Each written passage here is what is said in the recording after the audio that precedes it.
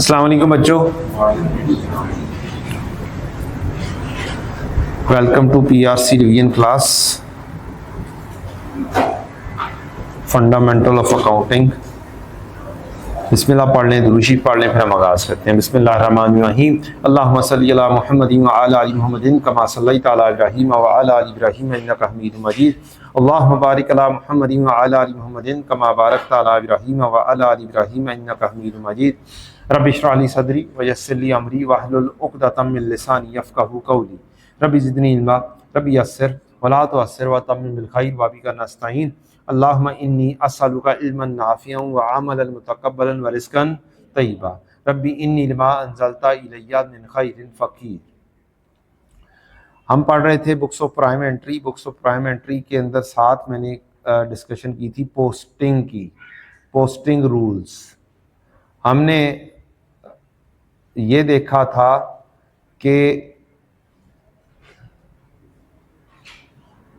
एक payable laser है, एक रिसीवेबल लेजर है और एक जनरल। पेबल में सारे क्रेडिटर्स, रिसीवेबल में सारे डेटर्स और बाकी सारे टी काउंट जनरल लेजर्स में बनेंगे। फिर बुक्स ऑफ प्राइम एंट्री से पोस्टिंग के बारे में मैंने कहा था कि टोटल से sales, sales return, purchase, purchase return, discount allowed, discount received, ये 6 head books of prime entry के टोटल से लिखे जाने हैं। ठीक है। और ईच इनवॉइस या ईच रिटर्न से क्या होना है, रिसीवेबल या पेबल की एंट्री होनी है। कौन सी साइड पर लिखी जानी है, एंट्री से सोचना है। मसलन उधार की एंट्री डेटर डेबिट और सेल्स क्रेडिट होता है, तो बुक्स ऑफ प्राइम एंट्री से जब ईच इनवॉइस की पोस्टिंग होनी है तो रिसीवेबल की डेबिट साइड पे लिखी जानी है और डेबिट साइड लेफ्ट साइड होती है। सेल्स रिटर्न डे बुक है तो सेल्स रिटर्न की एंट्री सेल्स रिटर्न डेबिट और रिसीवेबल या डेटर क्रेडिट, तो डेटर की रिसीवेबल की क्रेडिट साइड पर सेल्स रिटर्न की एंट्री ईच रिटर्न के अगेंस्ट लिखी जानी। और जो टोटल है बुक्स ऑफ प्राइम एंट्री का वो किधर जाएगा, जनरल लेजर में रेलेवेंट हेड के अंदर, सेल्स में सेल्स रिटर्न में, परचेज में परचेज रिटर्न में। एंट्री के जरिए हम ये वाला काम कर सकते हैं, कोई रट्टे लगाने की जरूरत नहीं। ये हमने पिछली क्लास में सीखा था और मैंने कहा था आप चैप्टर नंबर 3 जो पोस्टिंग वाला है वो आप चैप्टर मुकम्मल तौर पर एमसीक्यूज उसके कर सकते हैं। अगर कोई प्रॉब्लम आए तो आप क्या करें, वो मेरे से डिस्कस करें। और कौन कौन से क्वेश्चन में प्रॉब्लम्स आई है अब आपने ये बताना है मुझे।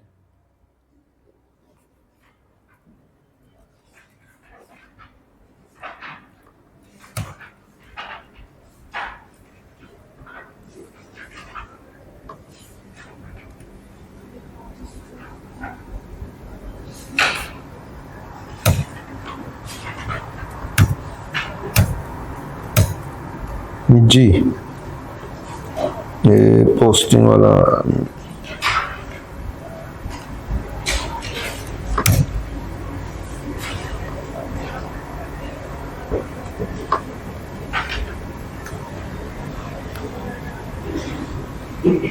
जी एमसीक्यू नंबर, यहाँ पे किसी ने कहा था कोई एमसीक्यू क्वेश्चन बैंक का एमसीक्यू नंबर, क्वेश्चन बैंक का एमसीक्यू नंबर 15। अच्छा, मैंने पता नहीं यहाँ पर लिखा हुआ है या नहीं लिखा हुआ, एक मिनट वो लगा से थे।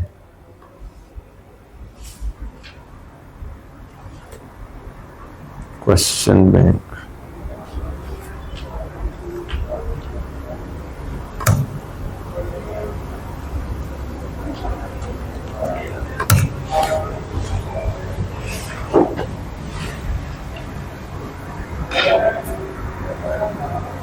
ये बस बता दीजिएगा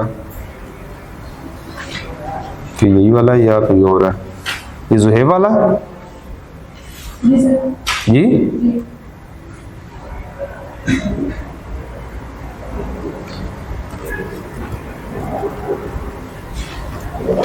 लें जी, ये एमसीक्यू आ गया।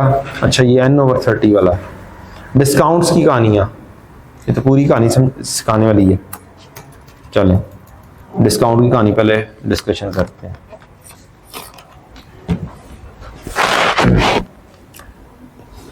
हमने सेल की ₹50,000 की, साथ इसके साथ ही टर्म्स लिख दी 3/10 n/30। ये क्या है? टर्म। इस टर्म के ऊपर होगी। What is 3, what is 10, what is n, what is 30?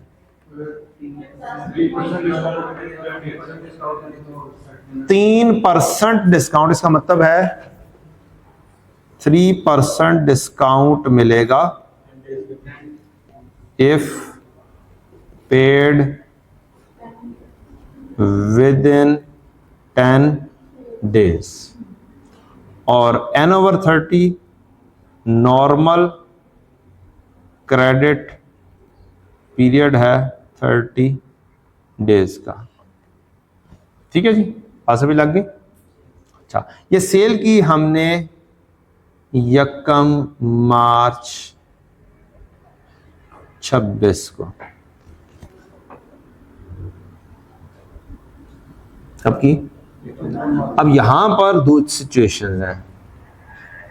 Customer accept इस ऑफर को करेगा या नहीं करेगा, उस हिसाब से हमें एंट्री पास करनी है। कस्टमर की एक्सपेक्टेशन, हमें क्या एक्सपेक्टेड है कि कस्टमर किस्म क्या है, वो डिस्काउंट ऑफर को अवेल करेगा या नहीं करेगा। अगर तो हम एक्सपेक्ट कर रहे हैं, वी एक्सपेक्ट, दो किस्म की एक्सपेक्टेशन होगी ना, कि एक वो अवेल करेगा, दूसरा डिस्काउंट ऑफर अवेल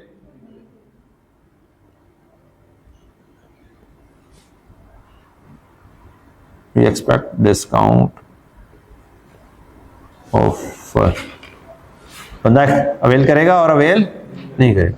अच्छा, अवेल नहीं करेगा, पहले उस चीज के ऊपर सोचते हैं यार, आसानी से सोचा जाएगा। अवेल नहीं करेगा तो मीन्स हमें फुल फ्लैश अमाउंट हासिल हो जाएगी। हमारी एंट्री 1 मार्च को क्या होगी? डेटर डेबिट और सेल्स क्रेडिट कितने से? 50,000। ठीक, इससे अगली सिचुएशन आएगी, या तो 10 दिन के अंदर अवेल कर लेगा या वो अवेल नहीं करेगा। पहली एक्सपेक्टेशन है, पहली क्या है? हमने पहली एंट्री एक्सपेक्टेशन के मुताबिक करनी है, उससे अगली सिचुएशन उसके बाद देखी जाएगी। 1 जनवरी को एंट्री करते हुए हमने सोचना है कि वो अवेल कर लेगा या नहीं करेगा। उसके बाद सिचुएशन 10 दिन बाद पता चलनी है, या 8 दिन बाद पता चलनी है, 9 दिन बाद पता चलनी है कि उसने अवेल किया या नहीं किया ऑप्शन। अच्छा, अगर वो एज एक्सपेक्टेड अवेल नहीं करता तो ये तो ऑप्शन आसान होगी ना, उसने एक्चुअल में भी अवेल नहीं की, एक्चुअल में भी ऑफर अवेल नहीं की, मींस अब वो इस चीज को 30 डेज के बाद ही पे कर रहा होगा, तो फिर 30 तारीख को ही जाके वो पे करेगा। 30 मार्च 26 को वो पेमेंट करेगा और हमारे पास आएगा बैंक या कैश डेबिट और डेटर क्रेडिट, और 50 का 50,000 आ जाएगा। कोई रोले वाली कहानी नहीं। व्हाट इफ एक्चुअल में वो ऑफर अवेल कर दे,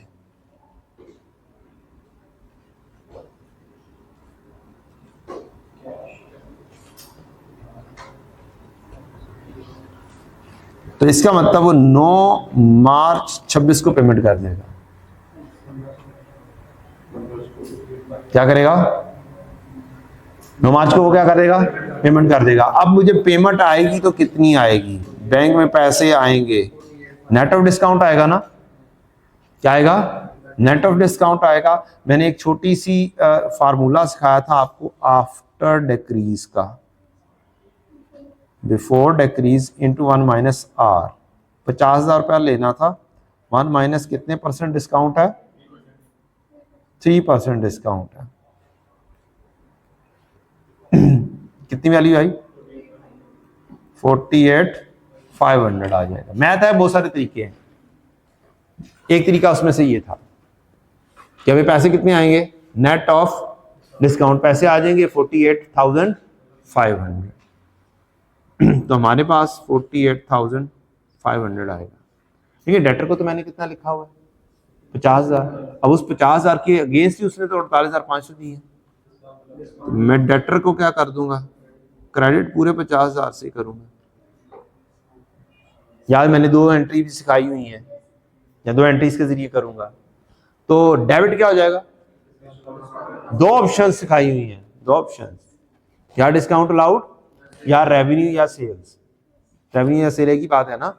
तो एक ऑप्शन है, मैं क्या लिखूं, डिस्काउंट अलाउड को डेबिट करूं, और या फिर किसको डेबिट करूं, रेवेन्यू को डेबिट करूं। डिपेंड करता है क्वेश्चन के अंदर कैसे लिखा हुआ है। अगर लिखा हो no discount allowed account is being maintained, इसका मतलब क्या होगा, रेवेन्यू ही नहीं हो रहा है, सेल्स नहीं आया है। और अगर लिखा हो separate discount allowed account is maintained, फिर डिस्काउंट अलाउड ही लिखना है। ठीक है। तो चॉइस है एंट्री, अल्टरनेट एंट्रीज हमें आनी चाहिए हैं। रेवेन्यू भी डेबिट हो सकता है। एंट्री समझ लग गई। नेट में हासिल कितने हो रहे हैं, 48,500। क्लियर होगी बात। सेल्स पहले कितनी लिख दी थी हमने, 50,000 क्रेडिट की थी। अब सेल्स को ही डेबिट कर दूंगा तो नेट पे कितने पे आ जाएगी, 48,500 पर आ। ठीक है, एक दफा क्रेडिट एक दफा डेबिट। यहां तक कोई कंफ्यूजन। ठीक है। अब अगर हमारे पहले से ही एक्सपेक्टेशन है 1 जनवरी पर ही कि हमें पैसे क्या मिलेंगे, कम मिलेंगे, तो मैंने सेल पहले से ही कम रिकॉर्ड कर लेनी है। मैंने एंट्री ही क्या पास करनी है, डेटर डेबिट और सेल्स क्रेडिट कितने से, 48,500। मेरी एंट्री क्या होगी, पहली एंट्री 48,500 से होगी। ठीक। अब इससे अगली कहानी, 2 सिचुएशंस बन सकी, इसकी भी होंगी। कौन कौन सी, एक्चुअल में वो अवेल करे या एक्चुअल में वो अवेल ना करे।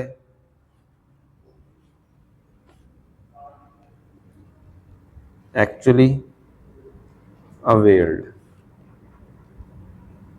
Actually offer not availed. अगर वो अवेल कर लेता तो वो तो एज एक्सपेक्टेड है, 9 मार्च 26 को क्या आ गए, पैसे आ गए।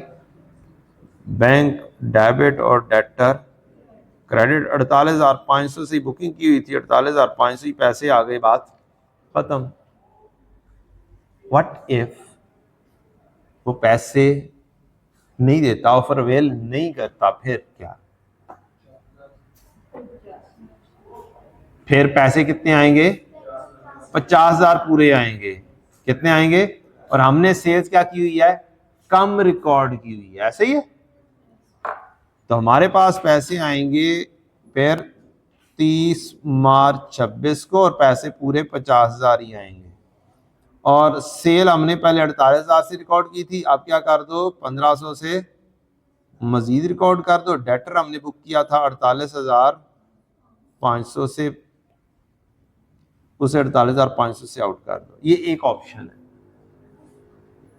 ठीक है, जैसे आपको क्वेश्चन में बताया हुआ है। एक और क्वेश्चन मैं दरमियान में लेकर आ सकता हूं, एक एमसीक्यू लेकर आ सकता हूं। क्या हमें 10 दिनों के बाद यह पता चल जाएगा कि यस ऑफर अवेल नहीं हुई है, बोले पता चलेगा कि नहीं चलेगा। तो मैं एक नया एमसीक्यू दरमियान में फिट कर सकता हूं जेन्युइनली कि जनाब ऑफर नॉट अवेल, क्या he offer not availed, what entry may be passed on 11 March 26। 10 दिन गुजरने के बाद ऑफर अवेल नहीं की, हमारी एक्सपेक्टेशन क्या थी, ऑफर अवेल करेगा, ये क्या हुआ, काम गड़बड़ हुआ। अच्छा, तो अब क्या एंट्री पास कर देंगे हमने एंट्री पास कितने से की थी, हमने 48,500 से की थी, पैसे आएंगे कितने, 50,000 आएंगे। तो इसका मतलब है मुझे मजीद क्या कर देना चाहिए, डेटर डेबिट और सेल्स क्रेडिट, एक मजीद 1500 की एंट्री पास कर देनी चाहिए। कब भला, जब वो टाइम लैप्स हो जाएगा। क्या हो जाएगा, टाइम लैप्स हो जाएगा। क्या मसला हो जी से,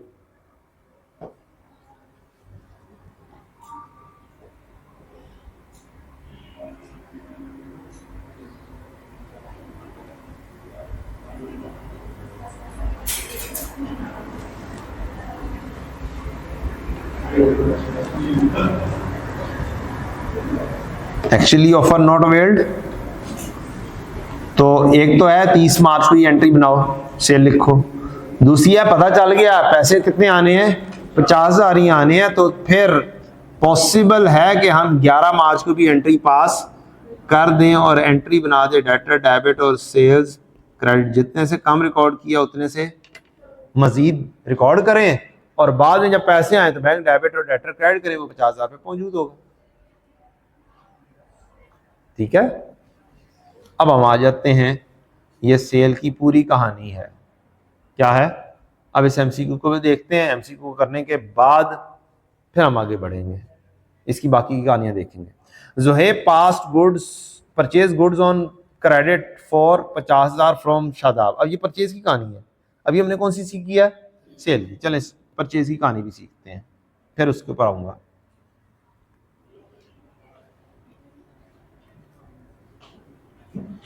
परचेज कर रहे हैं, अब हम क्या कर रहे हैं, परचेज कर रहे हैं। 1 दिसंबर 25 को हमने क्या किया है, परचेज्ड फॉर ₹60,000। टर्म्स थी 4/15 N/30।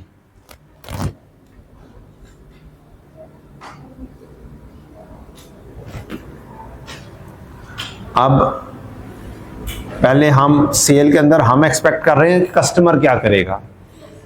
यहां पर क्या होगा, हम अपने हिसाब से एक्सपेक्टेशन कर रहे होंगे कि हम क्या करेंगे। यही है, हमें लग रहा है कि हम ऑफर अवेल करेंगे, और हमें लग रहा है कि हम ऑफर अवेल नहीं करेंगे। क्या क्या एंट्रीज होनी चाहिए आप सोचकर बताएं। एंट्री बना दो, ऐसे ही बनाओ और बना दो, फिर उसके ऊपर सोचेंगे।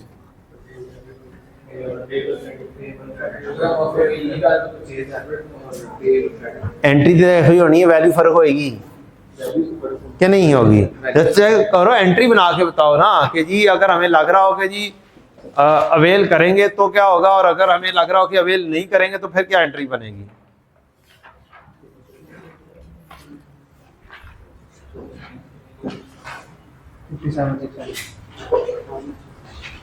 इतनी सी कहानी है।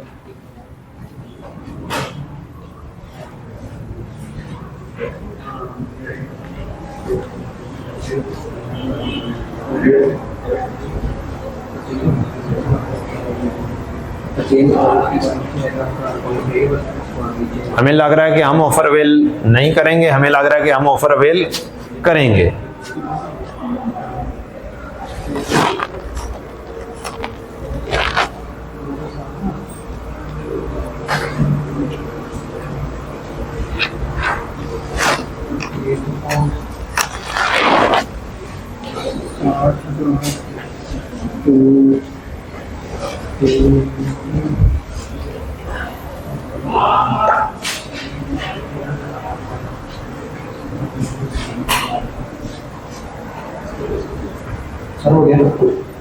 हो गया अच्छे से डेबिट पेबल पेबल लिखा क्या है पेबल अकाउंट पेबल या तो डिस्काउंट रिसीव्ड अभी से पहले दिन ही यकम दिसंबर 25 को एंट्री पास करनी अगर 4% हो रहा है तो डिस्काउंट फौरी तौर पे कहाँ से लिख दिया तुमने ये कम संभव कर दिया जनाब और तुसी केड़े टाइम ते एंट्री बना रहे हो परसेंटेज तो दी हुई है यकम दिसंबर को एंट्री पास करनी है आपने पहली एंट्री की मैं बात कर रहा हूँ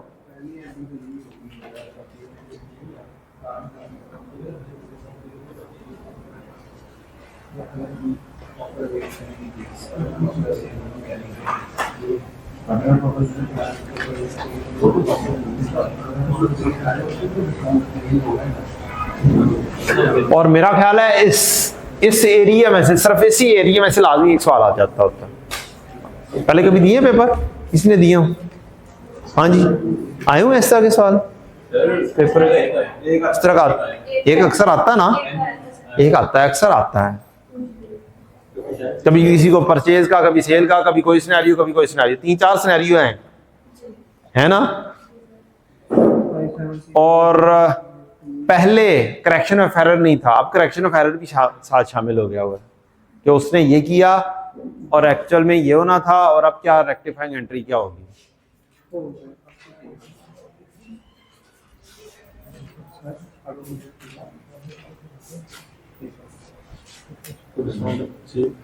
ऑफर अवेल नहीं किया इसमें तुमने उसका भी देख के तुमने भी लिख दी अपना दिमाग नहीं यूज किया ये भी इसकी बात है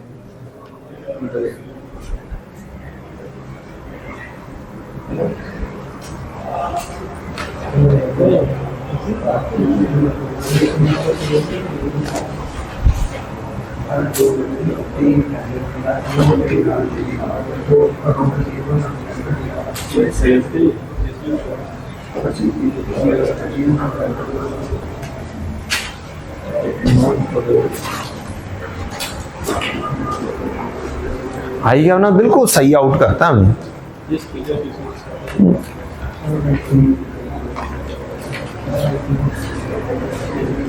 मीन्स हम कॉन्सेप्ट्स को अच्छे तरीके से नहीं समझते हैं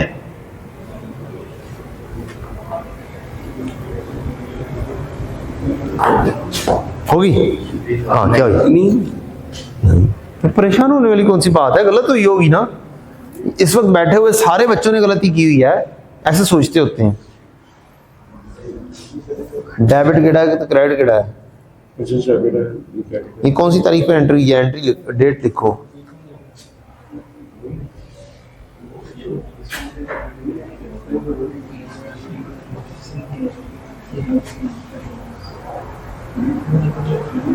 बेटा अभी सिर्फ पहली एंट्री बनानी है फर्स्ट एंट्री उसके बाद की कहानी बाद में देखेंगे क्या बनाई है नहीं करेंगे तो फिर हमारी जो है अगर हम करेंगे तो हमारी इतनी से कवर करेंगे तो ठीक हो गया जी आपने क्या एंट्री बनाई है बेटा 36,000 कहाँ से आ गया पहना ढेर सारा 4% डिस्काउंट है सिर्फ आपने 40% बनाया हुआ है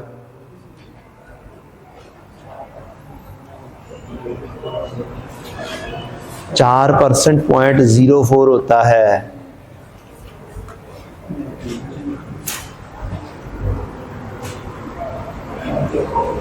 .04 होता है आपने 40% लिखा हुआ है ले जी प्यारे बच्चों प्रूडेंस कॉन्सेप्ट पढ़ा हुआ है गुड क्या कहता है एसेट एंड क्या शहजादे वाह क्या बात करती तो रट्टा भी गलत लाया है। ओ भाई क्या सही कहता है, मुझे क्यों निकाला?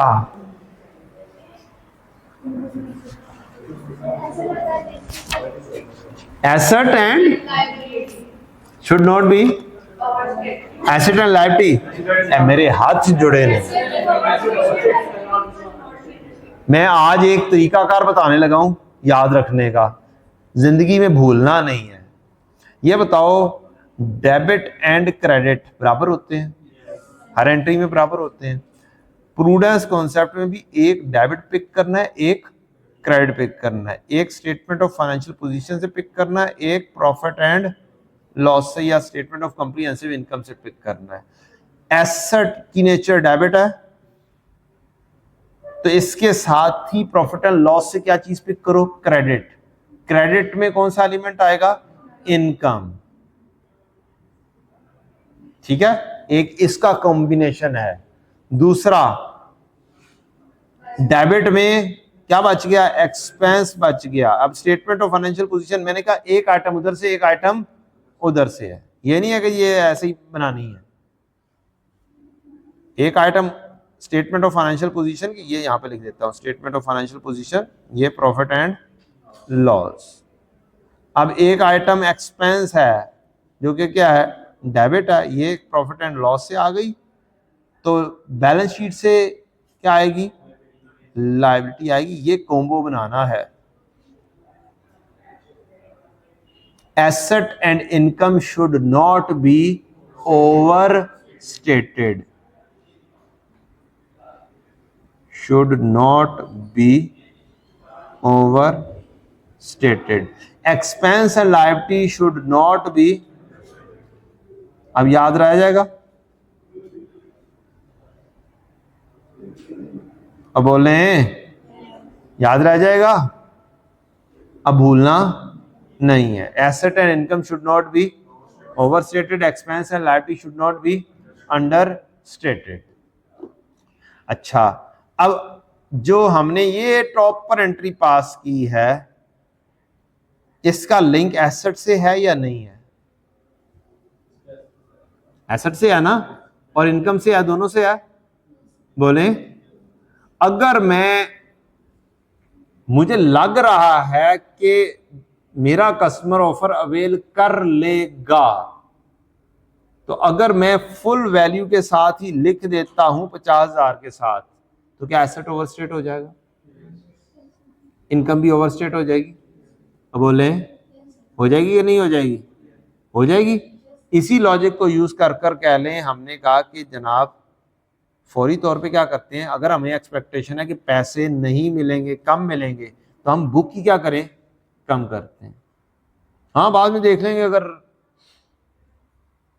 जिसने ऑफर अवेल ना की तो हमारे पास ऑप्शन है मजीद सेल लिखने की, मजीद डेटर को डेबिट करने की, हमारे पास ऑप्शन अवेलेबल है। इस सूरत में क्या है? परचेज का लिंक किससे है? क्रेडिटर से। ऐसी है एंट्री क्या होती है? परचेज, डेबिट और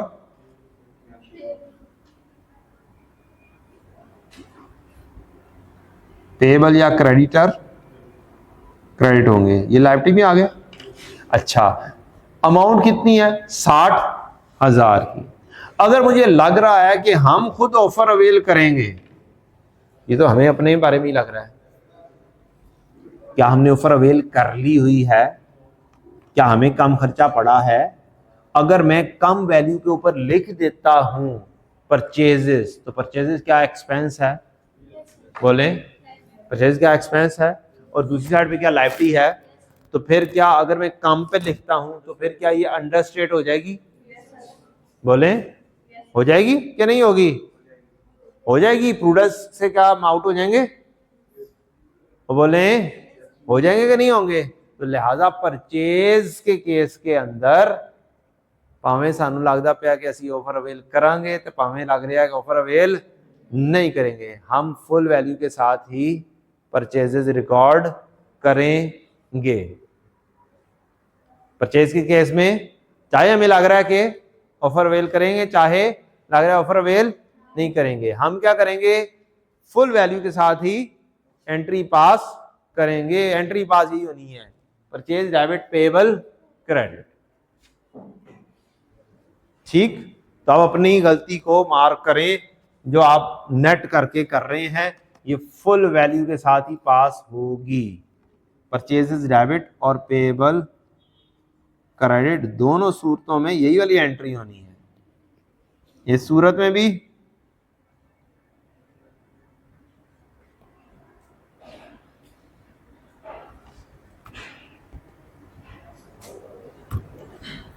और इस सूरत में भी फुल वैल्यू के साथ एंट्री पास होगी परचेज के केस में।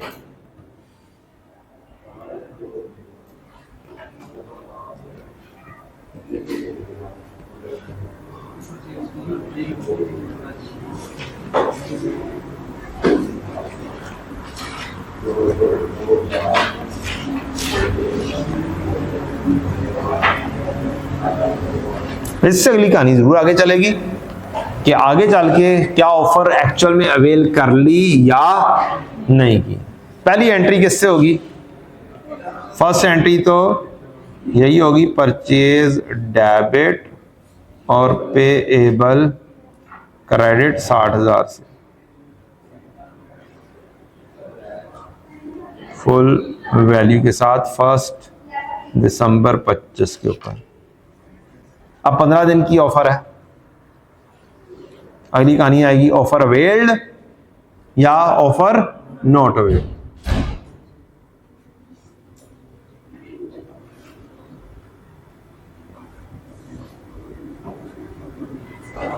अगर ऑफर अवेल्ड हो गई है तो इसका मतलब है 13 दिसंबर 25 को से पेमेंट हो जाएगी। हम पेमेंट कर देंगे, पेमेंट करेंगे ना। तो अब पेबल तो फुल बुक किया हुआ था,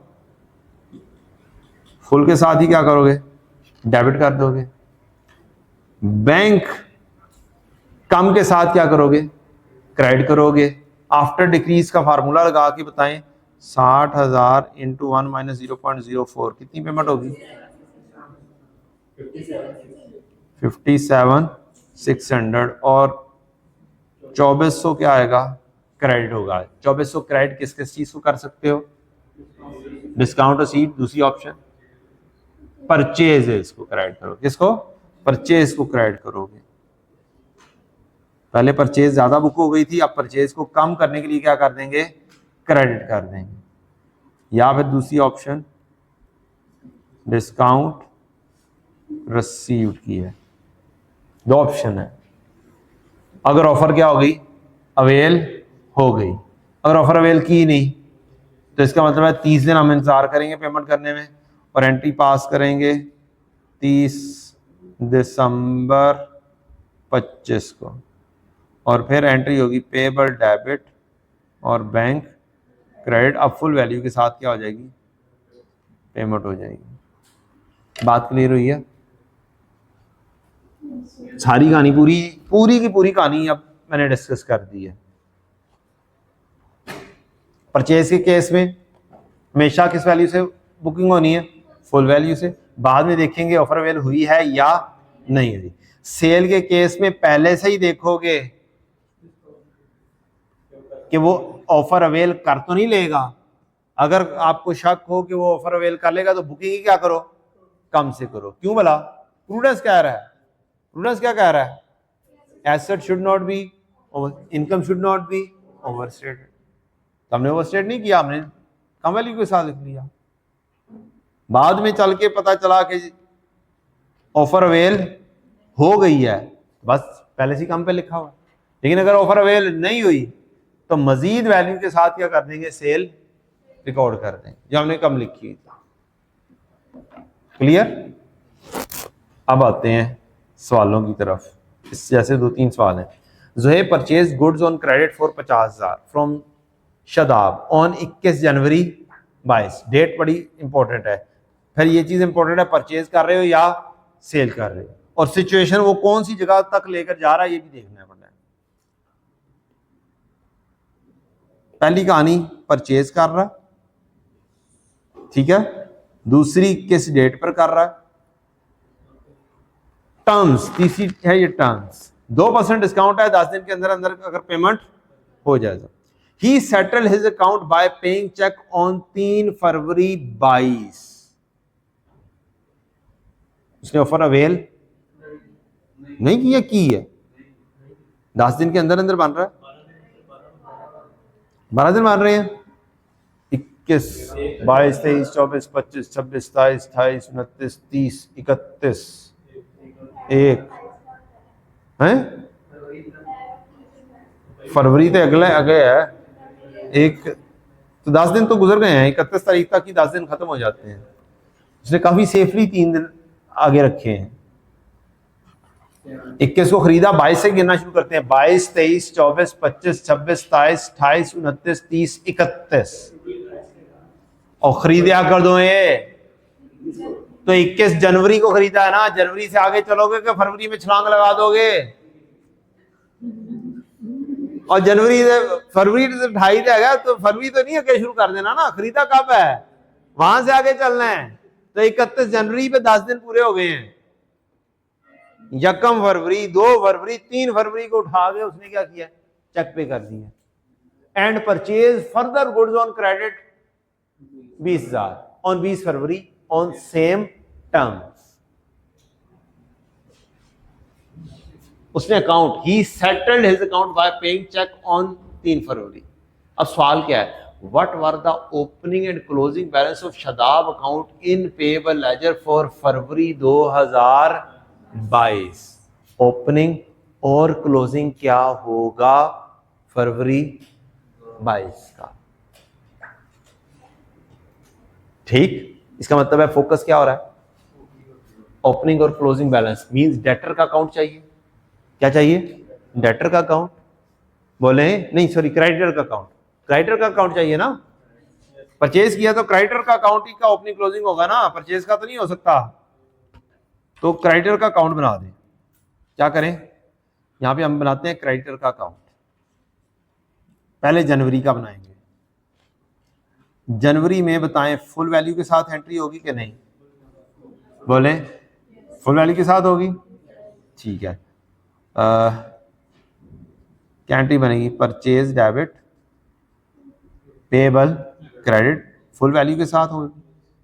क्या जनवरी के एंड पर 31 जनवरी को यही सीडी बन रहा है? अब बोले यही बन रहा है ना, तो 1 फरवरी को बीडी यही 50 बन रहा है, फुल वैल्यू के साथ लिखना है। ठीक, उससे अगली कहानी 3 फरवरी को हमने सेटल कर दिया अकाउंट, इसका मतलब है पेएबल डेबिट और बैंक, ये वाली कहानी। मजीद परचेज किया कितने का? फुल वैल्यू के साथ ही लिखना है, सेम टर्म्स फुल वैल्यू के साथ ही।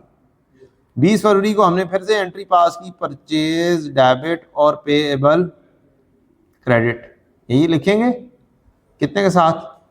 20 के साथ ऑन सेम टर्म्स। और आगे कह दिया कि जी ओपनिंग क्लोजिंग बताओ, तो सीडी क्या बन जाएगा? ओपनिंग 50, क्लोजिंग 20, क्योंकि इसकी को पेमेंट की बात की नहीं है, इसमें कोई इसने पेमेंट की है। बात समझ लग गई? तो ऑप्शन क्या हो जाएगा? ओपनिंग की 50 और क्लोजिंग का 20 के साथ। का सही हो सकता है, जैसे एंट्रीज का पता है ग्रॉस वैल्यू के साथ लिखना है या नहीं लिखना। फिर डेट वाइज एंट्री लिखनी है। क्या लिखनी है? डेट वाइज एंट्री लिखनी है। अब मैं इसी सवाल के अंदर हल्की सी डेट चेंज करूं, आंसर कुछ और हो जाएगा।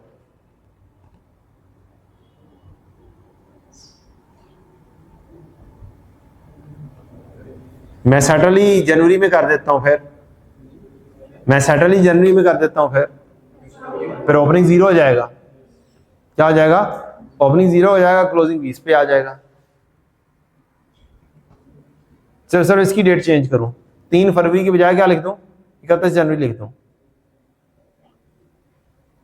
तो क्लोजिंग नील हो गया ना पहले महीने का, और ओपनिंग भी अगले महीने का नील हो जाएगा। बोला था बात है, यहाँ पे ऑप्शन नहीं आ रही, मैं वो तो सवाल बनाऊंगा तो फिर दूसरी ऑप्शन लिखूंगा ना मैं। सवाल चेंज, ऑप्शंस चेंज। एंट्रीज के ऊपर फोकस रखना है। 15 नंबर सवाल हो गया एडिशनल का। इसके साथ ही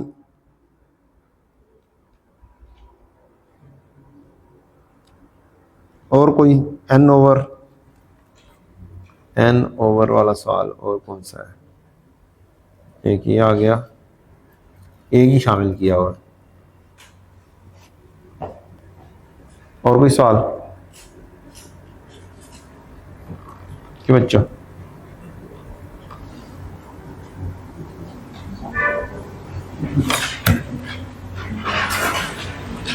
PRC1 क्वेश्चन बैंक क्या उधार लेनी नहीं चाहिए बेटा, उधार तो अब करना ही पड़ना है ना।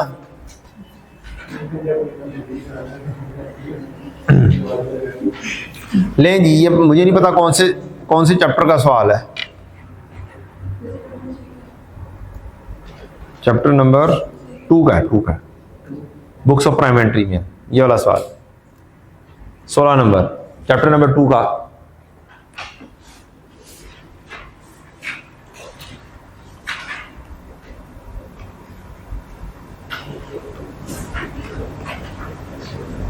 दो सवाल इकट्ठे ले जाते हैं।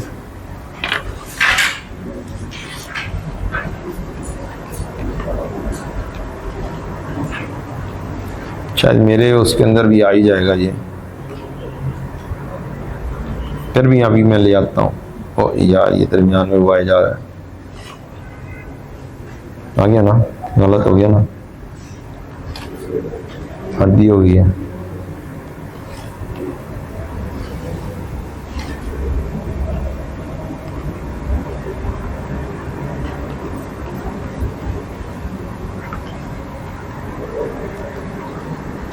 लें जी, मैंने आपको अभी जेन्युइन केस सारे सिखा दिए। सीखना ना सीखना आपका काम है, कि आपने सीख लिया कि नहीं सीखा सही तरह से। जी बताएं जी।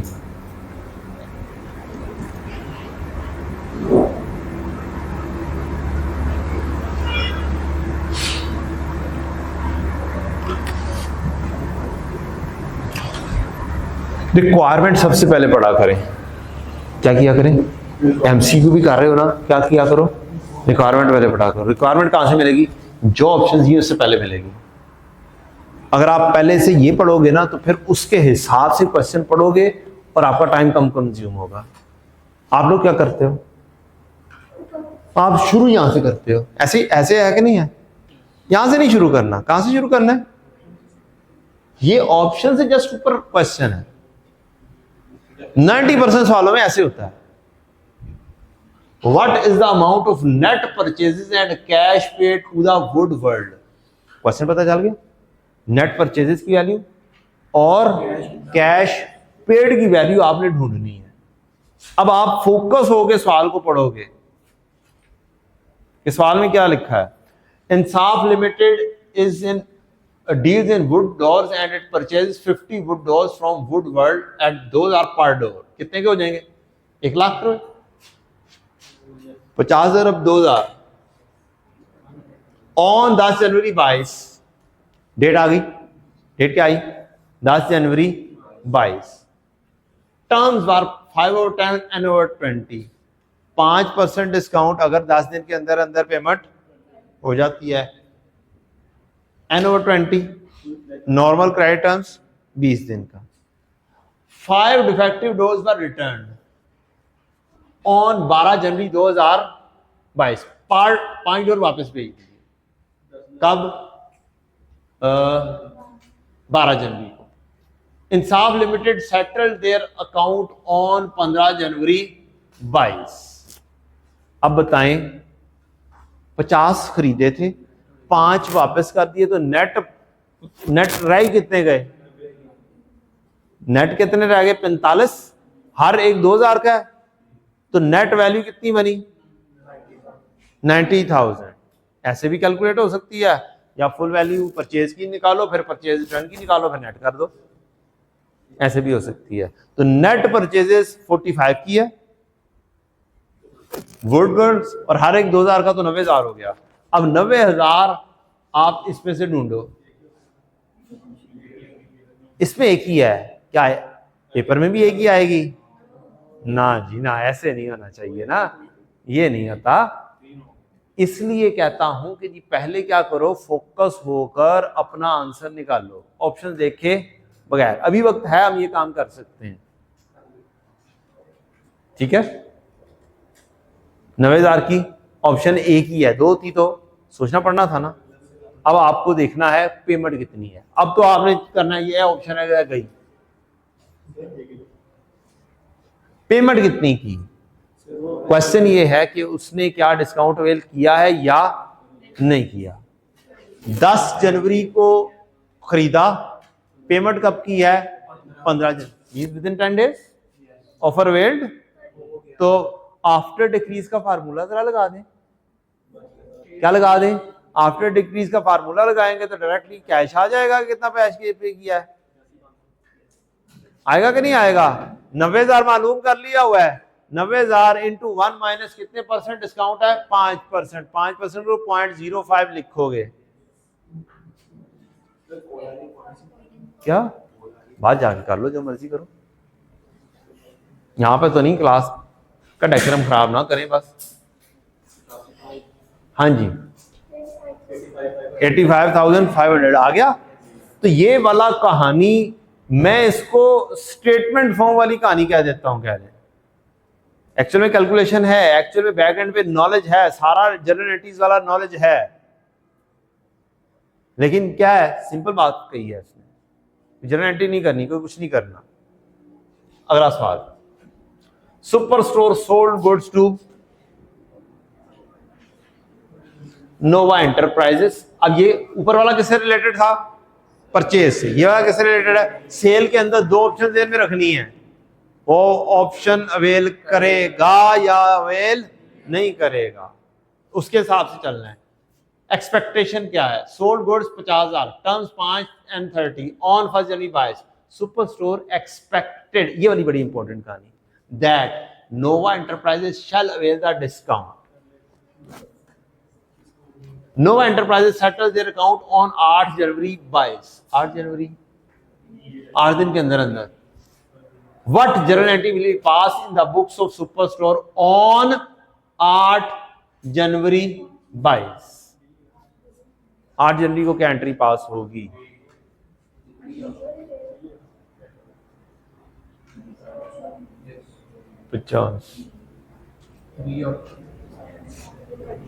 B option.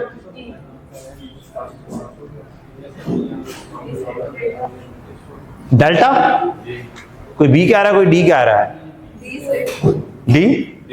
अभी मैंने इतनी आपको कहानी सिखाई, पहले सबसे पहले बनाओ पहली एंट्री क्या होनी चाहिए।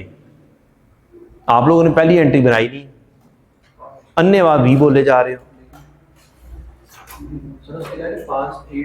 8 जनवरी को पास की, तो पहले पहली जनवरी को भी तो देखना है ना कि पहली जनवरी को क्या पास हुई थी,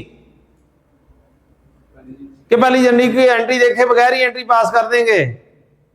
किताबों में लिखा गया था, पहले उसके हिसाब से एंट्री होती है ना। और बेटा यहां पर किताबों में मैंने जो आपको भी लिखवाया है, पहले ये जुबानी कलामी इस एंट्री के बगैर कहानी हो गई है। बताओ क्या ये पहली एंट्री के बगैर सारी कहानी हो गई है, या इस एंट्री की बेसिस के ऊपर दूसरी एंट्री बनी है? वो पहली एंट्री की बेसिस पे एंट्री बनी है। सिचुएशन देखो, पहली सिचुएशन क्या है, आप आंखें बंद कर रहे हो बी है, तो फिर तो बी मार्क्स फिर नहीं आने ने,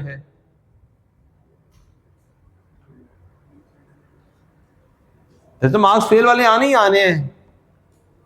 पहली एंट्री देखे बगैर ही आप एंट्री बनाए जा रहे हैं। पेमेंट की वक्त क्या है, पहले पहला रिकॉर्ड तो चेक कर लो कि पहले रिकॉर्ड में आया क्या। अगर एक्सपेक्टेशन थी तो एक्सपेक्टेशन थी सेल की सिचुएशन में नेट एंट्री के साथ लिखो या ग्रॉस के साथ लिखोगे, बोलो। एक्सपेक्टेशन है कि वो अवेल करेगा डिस्काउंट, तो पहली एंट्री कितने के साथ होनी चाहिए, नेट के साथ या ग्रॉस के साथ? पहली एंट्री नेट के साथ होनी चाहिए है, रिसीवेबल डेबिट और सेल क्रेडिट। नेट वैल्यू कितनी बनती है? 50,000 47,500। अब अगली सिचुएशन देखोगे कि आगे वाकई ये ऑफर अवेल हुई है या नहीं हुई। मैं सिर्फ इसमें सिर्फ एक डेट चेंज करूं ना, ऑप्शन चेंज हो जाएगी। कब पेमेंट की है? 8 जनवरी, मींस उसने ऑफर अवेल की है, 10 दिन के अंदर अंदर पेमेंट की है। तो फिर इसका मतलब है 10 दिन के अंदर अंदर पेमेंट किया, तो फिर तो बैंक में नेट पैसे ही आने थे। बैंक डेबिट और रिसीवेबल 47,500। और ये ऑप्शन कौन सी है? डी। अब अगला सवाल, ये सेम सवाल मैं रख रहा हूं। क्या रख रहा हूं? और मैं सिर्फ और सिर्फ एक चेंज करूंगा, दिखने में तुम लोगों को सेम सवाल लगेगा। मैंने यहां पर सिर्फ और सिर्फ 8 के साथ 1 ऐड करना है। क्या करना है? मैंने सिर्फ 18 जनवरी करना है। क्या करना है? पहले एक्सपेक्टेशन थी कि अवेल करेगा, और पेमेंट कब की है? 18 जनवरी को। पेमेंट कब की है? 18 जनवरी को। और 18 जनवरी को एंट्री बताओ क्या होगी? अब कौन सी ऑप्शन सही होगी, या सही वाली एंट्री क्या होगी?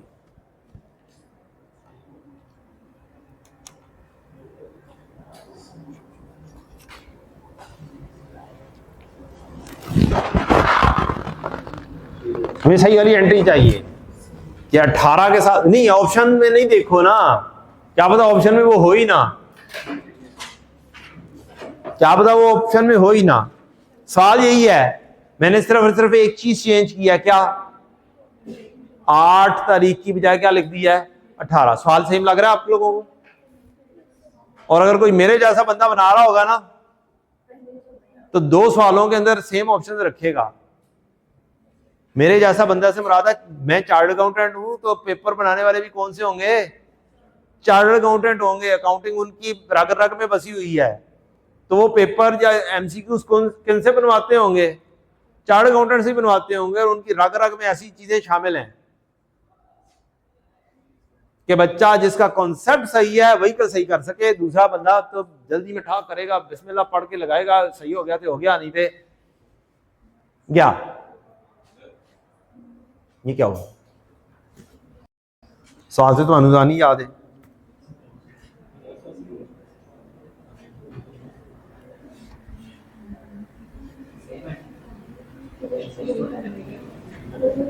अठारह जनवरी को क्या एंट्री होगी?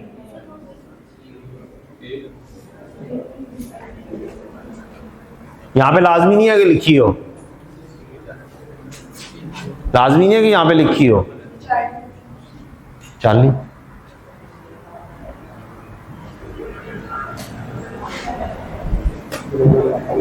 40 मिलती जुलती है, लेकिन अकाउंट गलत है जी। 18 तारीख को पैसे पूरे मिलेंगे कि नहीं मिलेंगे? बताएं, पैसे पूरे मिलेंगे? 18 तारीख को पैसे पूरे मिलने चाहिए ना। बुक हमने कितने के साथ किए हुए? कम के साथ, क्योंकि एक्सपेक्टेशन थी, तो पहली एंट्री तो यही बनेगी। और अगर 18 तारीख हो गई, 18 जनवरी 22 हो गई, तो बैंक में पैसा क्या आएगा? मुकम्मल आएगा 50,000। रिसीवेबल बुक हमने कितने के साथ किया हुआ है? 47 के साथ किया हुआ है। और सेल हमने कम रिकॉर्ड किया है या मुकम्मल किया है? कम किया है, तो सेल को क्या कर दूंगा मैं? क्रेडिट करूंगा। तो अगर मैंने एक ऑप्शन ये रखी होती, दूसरी ऑप्शन क्या रखी होती? सेल रखी होती, तो एक ऑप्शन के अंदर, एक सवाल के अंदर क्या होना था? ऑप्शन डी लगनी थी, और दूसरे सवाल के अंदर क्या लगनी थी? ऑप्शन सी लगनी थी। रट्टा ना लगाओ खुदारा, ओनली असाइनमेंट्स के पीछे ना भागो। सवाल नजर आएगा वैसा ही हो सकता है नजर आए, सेम वैसा सवाल ही नजर आ सकता है जो स्टडी टेक्स्ट में मौजूद हो। क्या हो? और हल्की सी क्या हो? चेंज। और हल्की सी चेंज हुई और आपने कहा हो ये तो वही वाला सवाल है, सेम। तो वो सेम सवाल भी हो सकता है, और वो सेम सवाल की बजाय ये वाला सवाल भी हो सकता है। और ऑप्शन भी दोनों अवेलेबल होंगी। एक में ऑप्शन डी, एक में ऑप्शन सी। तो लिहाजा खुदारा कॉन्सेप्ट के ऊपर फोकस करें। किसके ऊपर? कॉन्सेप्ट के ऊपर फोकस करें। एंट्री आनी चाहिए आपको हर तरह की।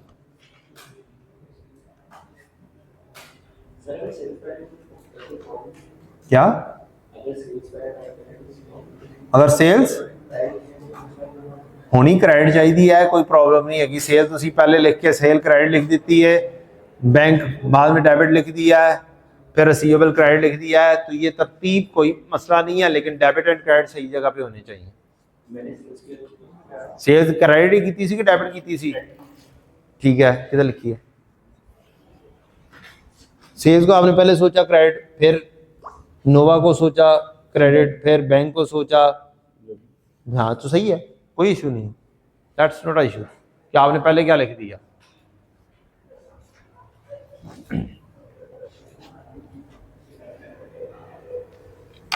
और ठीक है बच्चों, चलें वापस दुनिया में।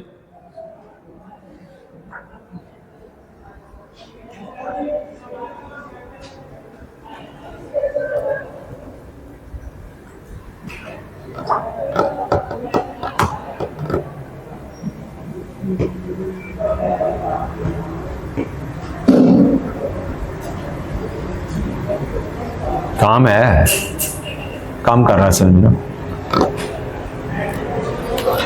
इसमें से मेरे नज़दीक लाजमी तौर पर एक सवाल आता है,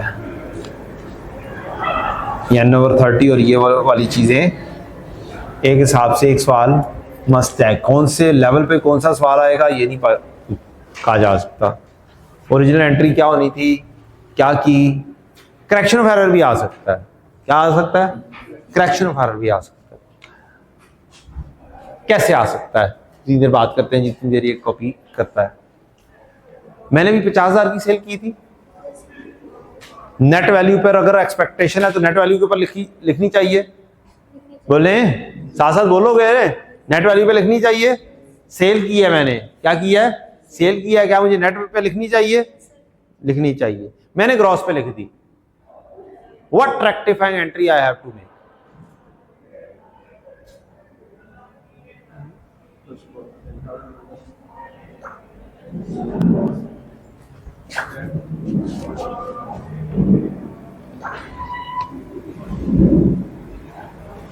सेम यही वाला सवाल, सेम यही वाला सवाल, सुपर वाला। सेल कितने की है? 50। सेल कितने की है? 50। N/20, 5/10। सेल की है किस तारीख को? 1 जनवरी 22 को। 1 जनवरी 22। एक्सपेक्टेड है कि डिस्काउंट अवेल होगा।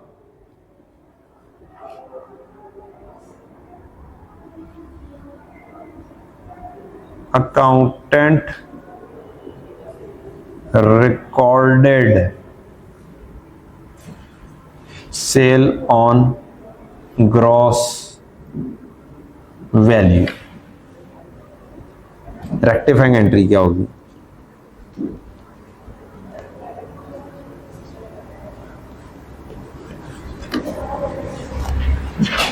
जी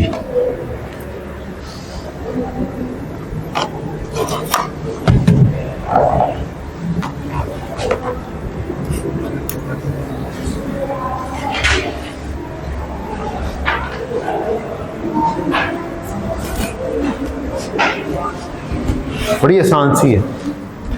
करेक्शन ऑफ एरर भी दरमियान में ले आया हूं। क्या ले आया हूं? करेक्शन ऑफ एरर कोर्स का ऐसा है कि नहीं? बोले है ना। करेक्शन ऑफ एरर का रूल क्या है? ठीक करने का तरीकाकार क्या सिखाया गया आपको? जी क्या सिखाया है? चलो मैंने लेक्चर ही नहीं लिया था, छोड़ दिया था। Reverse general entry. Reverse general entry simple rule ये है, जो गलत लिखा गया उसे रिवर्स कर दो। क्या है? जो गलत लिखा गया उसे रिवर्स कर दो, और जो रिकॉर्ड नहीं हुआ उसे रिकॉर्ड कर दो। ठीक है, बात समझ लग गई? ये सिंपल रूल है, लिख लो अपने पास। करेक्शन ऑफ एरर का सिंपल और जादुई रूल क्या है? Reverse the wrong, record the correct one. जो गलत हो गया उसे रिवर्स कर दो, जो गलत हो गया उसे रिवर्स कर दो।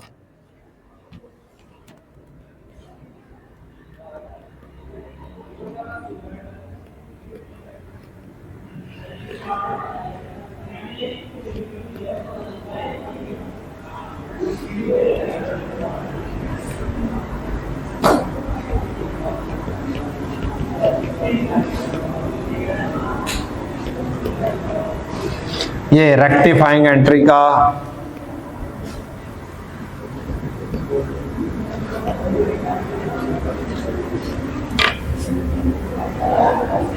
मेन रूल ये है। अच्छा बताएं जी, अगर एक्सपेक्टेशन थी कि डिस्काउंट अवेल होगा, एंट्री नेट वैल्यू के साथ होनी चाहिए ग्रॉस के साथ? बोले सेल की सिचुएशन है, क्या है? सेल की सिचुएशन है, और हम एक्सपेक्ट कर रहे हैं कि डिस्काउंट अवेल होगा, एंट्री नेट के साथ होनी चाहिए ग्रॉस के साथ? नेट के साथ होनी चाहिए ना, कितनी वैल्यू के साथ होनी चाहिए? जब सोचते हैं 47,500 हो, रिसीवेबल डेबिट और सेल क्रेडिट 47,500 से होनी चाहिए। ये क्या, कौन सी एंट्री है? Correct entry. हमने किसके साथ कर दी है? हमने ग्रॉस वैल्यू के साथ कर दिया ना, इसके साथ कर दी है। तो बताएं क्या दोनों ऐड गलत है? बोले दोनों ऐड गलत है? ज्यादा है कम में? किस हद तक गलत है? 2500 की हद तक गलत है ना? किस हद तक गलत है? 2500 की हद तक गलत है, और दोनों हेड 2500 ज्यादा लिखे हुए। तो फिर क्या करो? जो सी चीज गलत लिखी है उसे क्या कर दो? रिवर्स कर दो। कितना रिवर्स करूं? 2500 से क्या कर दूंगा मैं? रिवर्स कर दूंगा, एंट्री ठीक हो जाएगी। ये देखो, ये रॉन्ग थी, रॉन्ग और रेक्टिफाइंग मिक्स करें तो क्या होनी चाहिए? ठीक वाली एंट्री बननी चाहिए। तो मैं सेल को क्या कर दूं? 2500 से डेबिट कर दूं, रिसीवेबल को 2500 से। अब दोनों एंट्रीज को मिक्स करूं, रॉन्ग और रेक्टिफाइंग को, तो क्या बननी चाहिए? सही वाली एंट्री का रिजल्ट आना चाहिए है। तो ये ऑप्शन क्या हो गया? रेक्टिफाइंग। इससे अगला सवाल,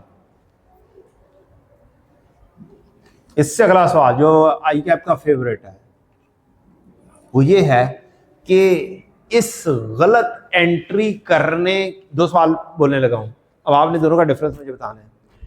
इस गलत एंट्री करने की वजह से प्रॉफिट अंडरस्टेट हो गया या ओवरस्टेट हो गया? गलत एंट्री करने की वजह से प्रॉफिट क्या हो गया? ओवरस्टेट। ओवरस्टेट कैसे हो गया?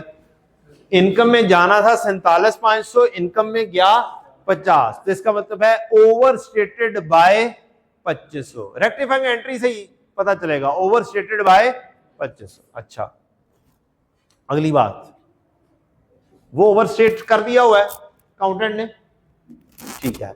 एक सवाल ये हो गया, एरर का इफेक्ट क्या? एरर का इफेक्ट क्या पड़ा प्रॉफिट के ऊपर? अभी मैंने जो सवाल पूछा है वो कौन सा है?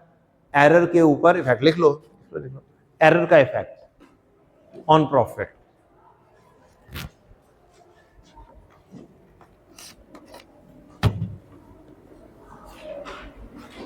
एक क्वेश्चन आएगा, effect of error on profit.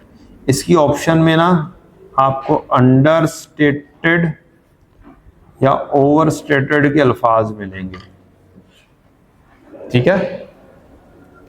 दूसरा, effect of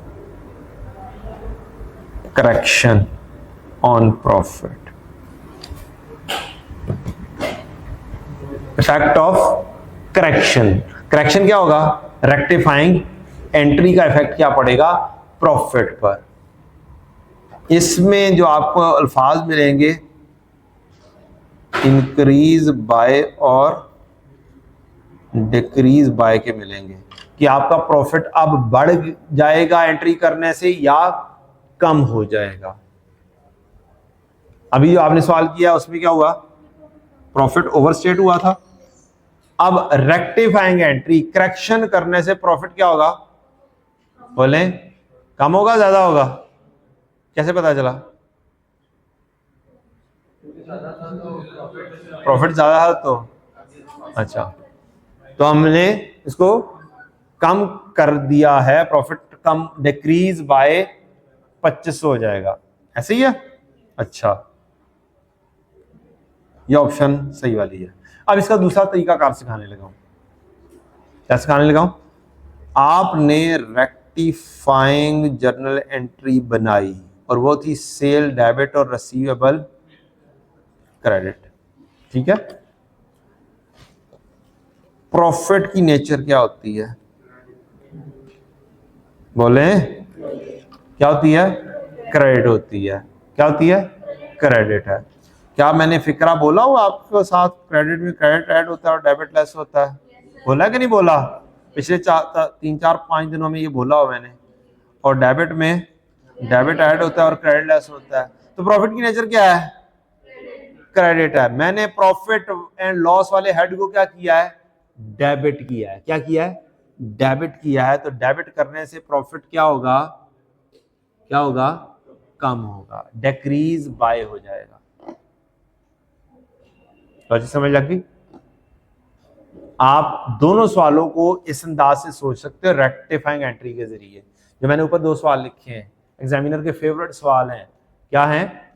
not only in fundamental of accounting, not only in fundamental of accounting. मैं फंडामेंटल ऑफ अकाउंटिंग भी पढ़ाता हूँ, FAR भी पढ़ाता हूँ, FAR 2 जो कॉर्पोरेट रिपोर्टिंग है वो भी पढ़ाता हूँ, ठीक है। ये इफेक्ट ऑन प्रॉफिट उसका फेवरेट एरिया है, इससे अगले लेवल पर भी, उससे अगले लेवल पर भी। मींस कैफ के अंदर भी उसका क्या है? ये फेवरेट एरिया है। तो लिहाजा इस चीज को सही इजीली सीख लो। रेक्टिफाइंग एंट्री बनाई, पहला स्टेप क्या बनाई? Rectifying entry. उसका इफेक्ट चेक कर लिया, इससे प्रॉफिट बढ़ रहा है या कम हो रहा है। डेबिट हुआ तो प्रॉफिट क्या होगा? कम। क्रेडिट हुआ तो प्रॉफिट क्या होगा? बढ़ जाएगा। Simple rule. Profit and loss का हेड डेबिट हुआ तो प्रॉफिट कम होगा, प्रॉफिट एंड लॉस का हेड क्रेडिट हुआ तो प्रॉफिट ज्यादा होगा। सिंपल रूल है, बहुत आसान सा रूल। वो 3-4 रूल्स नहीं याद करने हैं। हो सकता है पहले आपने 3-4 रूल्स याद किए हो कि सेल बढ़ेगी तो प्रॉफिट बढ़ेगा, सेल कम होगी तो प्रॉफिट कम होगा, एक्सपेंस बढ़ेगा तो प्रॉफिट कम होगा, एक्सपेंस कम होगा तो प्रॉफिट बढ़ेगा। बड़े लंबे रूल हैं, बहुत लंबे लंबे रूल। इतने लंबे लंबे रूल याद करने की जरूरत नहीं था। एंट्री आनी चाहिए, एंट्री, और एक रूल याद होना चाहिए बस। क्रेडिट में क्रेडिट क्या होता है? ऐड होता है और डेबिट लेस होता है। एंट्री आपने बना ली, वो तो आनी चाहिए, वो बनाएंगे। उसके बाद अगला स्टेप देखेंगे कि अब ये डेबिट हुआ तो प्रॉफिट क्या होगा? कम। क्रेडिट हुआ तो प्रॉफिट बढ़ जाएगा। Simple rule, done. क्या? Head, head of account means income और एक्सपेंस के अकाउंट। इनकम के अकाउंट कौन कौन से हैं? Sale, sales return, purchase, purchase return, expenses, other income, यही है ना? Sales, sales return, purchase, purchase return, expenses and other income, ये वाले हेड्स हैं प्रॉफिट एंड लॉस के। प्रॉफिट एंड लॉस में जो पूरी स्टेटमेंट बनाते हो, क्या क्या कुछ लिखते हो उसमें? सेल्स लिखते हो, सेल्स रिटर्न भी लिख रहे होते हो, डिस्काउंट आउट वगैरह भी लिख रहे होते हो, ये प्रॉफिट एंड लॉस के हेड है। फिर कॉस्ट ऑफ सेल्स बनाते हो, opening stock, purchases minus purchase return, carriage inward, तो ये सारे क्या है? एक्सपेंसेस हैं। फिर ऑपरेटिंग एक्सपेंसेस आ गए, admin expenses, selling expenses, financial expenses, ये भी क्या है? एक्सपेंसेस ही हैं। अदर इनकम है, ये भी क्या पार्ट है? इनकम का। सेल भी पार्ट है इनकम का, अदर इनकम भी पार्ट है। इतनी लंबी चौड़ी कहानियां नहीं करनी, सिर्फ हेड को देखना है। क्या देखना है? हेड। क्या इनमें फॉल कर रहा है? अब यहां पर 2 हेड है ना, एक रिसीवेबल भी तो है, ये प्रॉफिट एंड लॉस से तो नहीं है ना। देखना किसको है? प्रॉफिट एंड लॉस के हेड को देखना है। क्या देखना है? प्रॉफिट एंड लॉस के हेड को देखना है।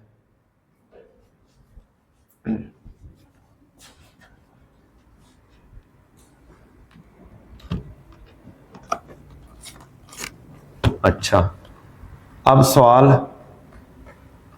ये वाला था, एक और सवाल आपसे पूछने लगा और उसका इफेक्ट बताना है, उससे प्रॉफिट के ऊपर इफेक्ट भी बताना है। ये दो सवाल जो हैं ये दोनों भी बताने हैं आपने साथ ही।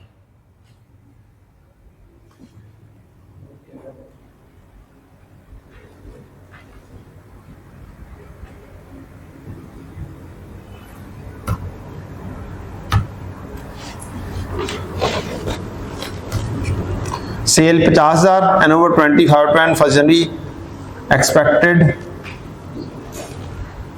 Discount not avail. एक्सपेक्टेड क्या है?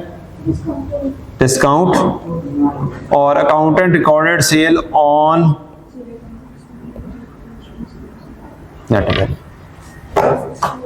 Rectifying entry, rectifying entry.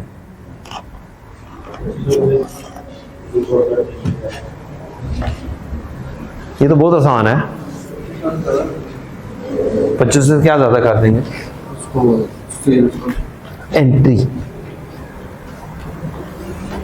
ज्यादा कम की कहानी नहीं है, मेरा सवाल है एंट्री क्या होगी। जुबानी हो रही है ये वाली entry.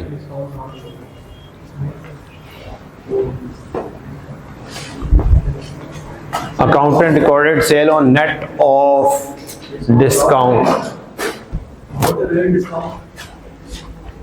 Expected that discount avail नहीं करेगा। हाँ सॉरी, डिस्काउंट दोबारा से लिख लिया।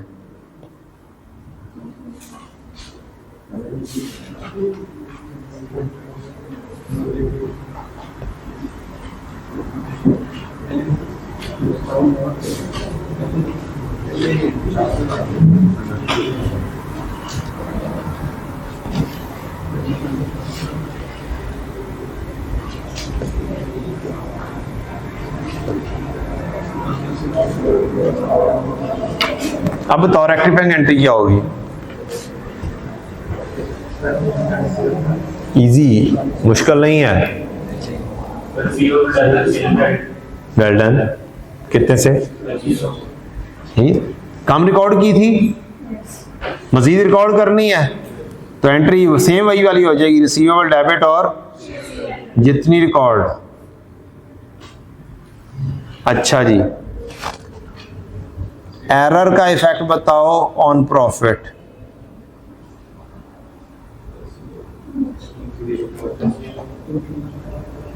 अंडरस्टेटेड और ओवरस्टेटेड जी? क्या था? अंडरस्टेटेड था। इफेक्ट ऑफ करेक्शन बताओ, इंक्रीज और डिक्रीज। क्या हो जाएगा? इंक्रीज हो जाएगा। ये सेल क्रेडिट हुई है, इससे प्रॉफिट क्या होगा? बढ़ जाएगा। इंक्रीज बाय 2500 हो जाएगी। ठीक है,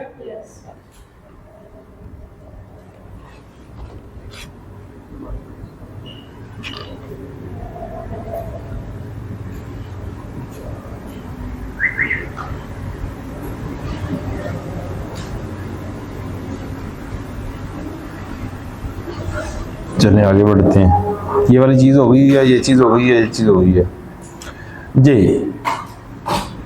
चैप्टर नंबर 2 को थोड़ा साइड पे लगाते हैं।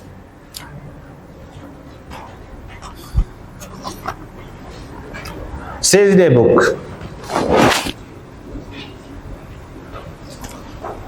इसका सोर्स डॉक्यूमेंट क्या होगा? एमसीक्यू आता है, सोर्स डॉक्यूमेंट क्या होगा? सेल्स डे बुक का सोर्स डॉक्यूमेंट क्या है?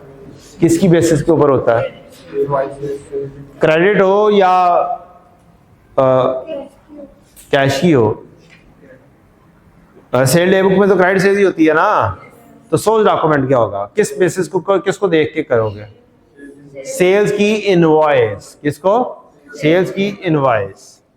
नेक्स्ट आती है सेल्स रिटर्न डे बुक। ये क्रेडिट नोट क्या होता है?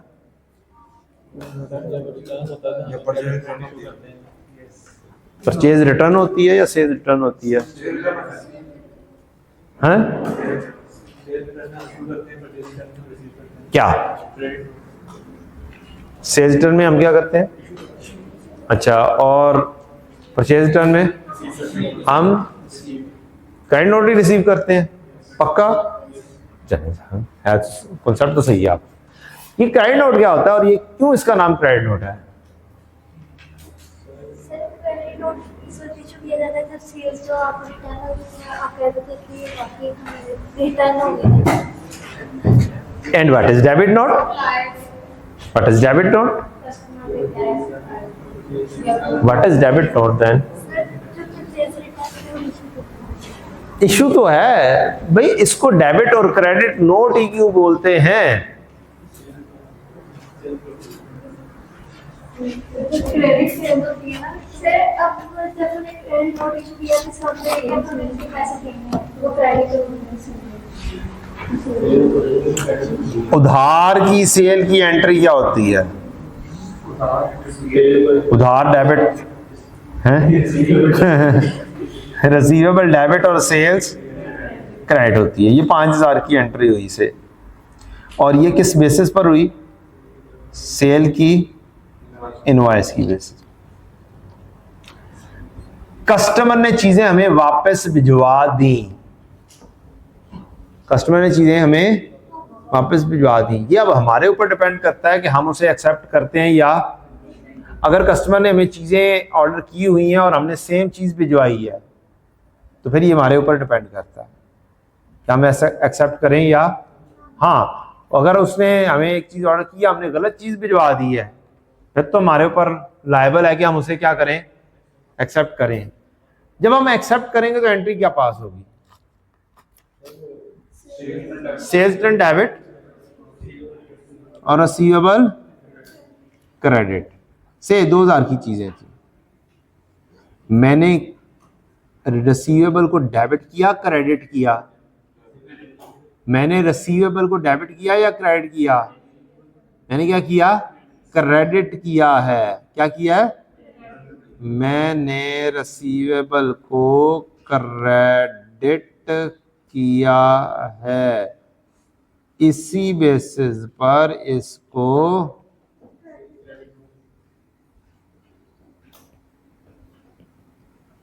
क्रेडिट नोट बोलते हैं।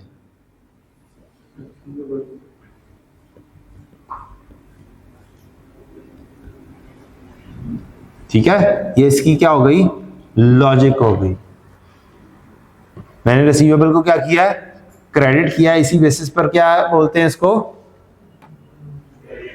इसे क्रेडिट नोट बोलते हैं। ये सेलर इशू करता है। कौन इशू करता है?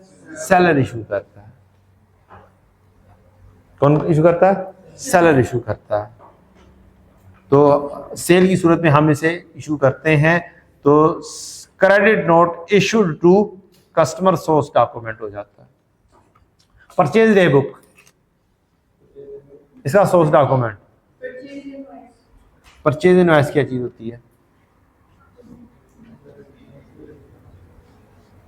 आप दुकान पे जाते हैं तो दुकानदार अपना बिल देता है ना, मींस जो सेलर है वो अपना बिल इशू करता है, अपनी इनवॉइस देता है, और उसी को हम क्या बोल देते हैं? Purchase invoice. तो असल में वो कौन सी होती है? सेलर का डॉक्यूमेंट होता है। किसका? सेलर का डॉक्यूमेंट होता है, जिससे हम क्या करते हैं? परचेजेस रिकॉर्ड करते हैं। Purchase invoice from supplier. असल में ये सेल इनवॉइस है सेलर की, सप्लायर की सेल इनवॉइस है, हमारे लिए वो क्या बन जाती है? Purchase invoice. ठीक है। अच्छा, purchase return day book, purchase return.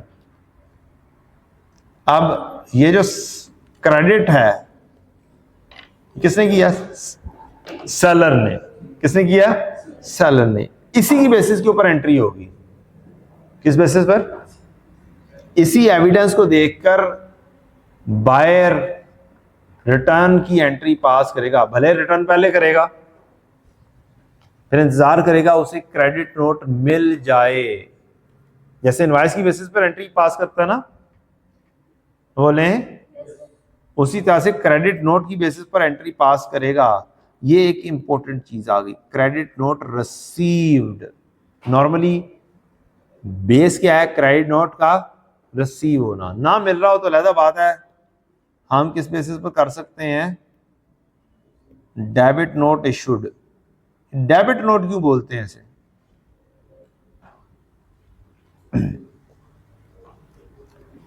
जो बायर है वो क्या पेएबल का अकाउंट बनाएगा?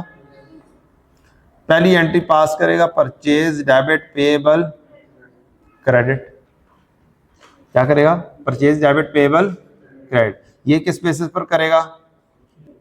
सेलर की सेल इनवॉइस को बेस बनाएगा और हमारे लिए क्या बन जाएगा? वो परचेज इनवॉइस बन जाएगी। क्या बन जाएगी? परचेज इनवॉइस बन जाएगी कि हमने ये चीजें परचेज की हैं।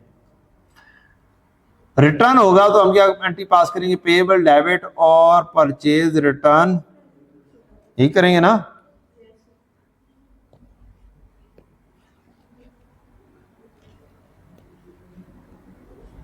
यार ये क्या मसला है इसे?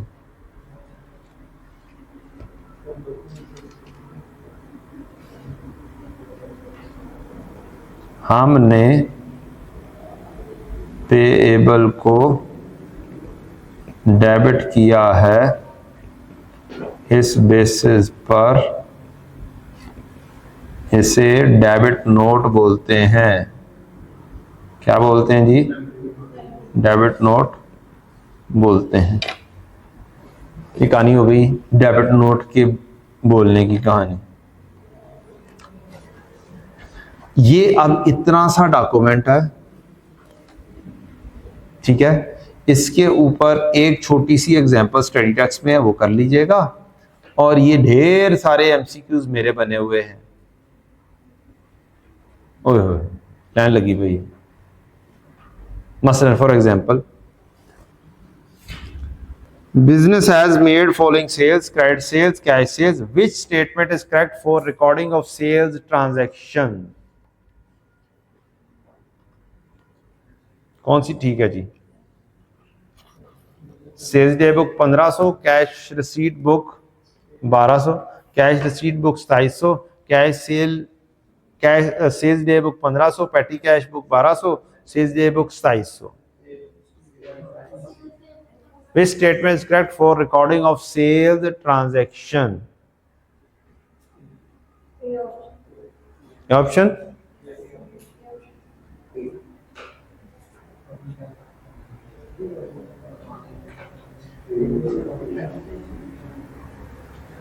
पेटी कैश में तो नहीं लिखा जाता, पेटी कैश में तो छोटे छोटे से खर्चे लिखे जाते हैं। सेल्स डे बुक 2700, तो ए ऑप्शन बिल्कुल क्या है? ठीक है।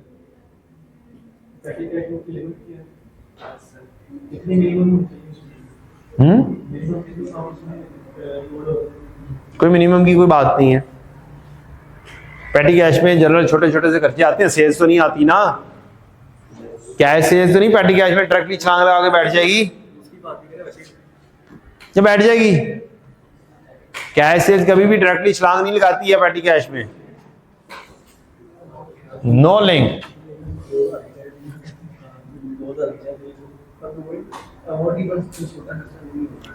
अकाउंटिंग फॉर सेल ले जनाब।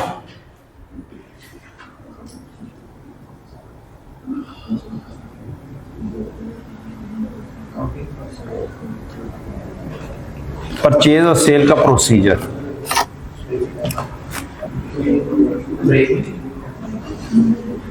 ब्रेक बनती है, बनती है, बना लो फिर, मैंने कहा टेंशन। कितनी देर की ब्रेक करोगे? 15 मिनट कर लो, जो यशी करो। तो 15 मिनट बाद हम बस आधे घंटे की क्लास कर रहे होंगे मैक्सिमम, ऐसे ही 10 मिनट की ब्रेक होगी। 10 मिनट बाद आ जाना, 12:30 तक आ जाना।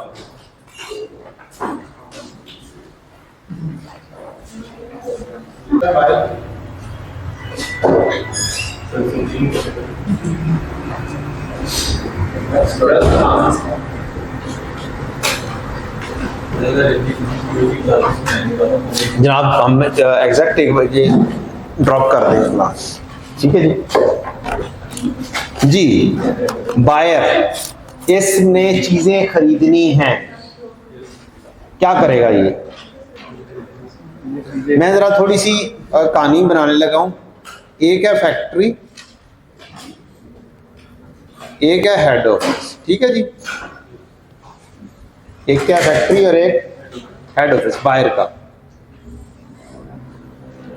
ये फैक्ट्री के अंदर कुछ चीजें चाहिए, रॉ मटेरियल चाहिए या स्टोर की कुछ आइटम्स चाहिए। ये क्या करेंगे? रेक्विजिशन भेजेंगे। क्या करेंगे? रेक्विजिशन भेजेंगे फैक्ट्री से हेड ऑफिस को। रेक्विजिशन करेंगे कि हमें ये चीज़ें चाहिए, जैसे उसके ऊपर क्वांटिटी और नेम वगैरह लिखे होंगे। फिर हेड ऑफिस क्या करेगा? वहाँ पे प्रोक्योरमेंट डिपार्टमेंट मुख्तलिफ सप्लायर से कांटेक्ट करेगा और कोटेशंस लेगा। क्या लेगा? कोटेशंस लेगा। फिर उन 3-4 कोटेशंस में से एक सप्लायर क्या कर लेगा? चूज करेगा।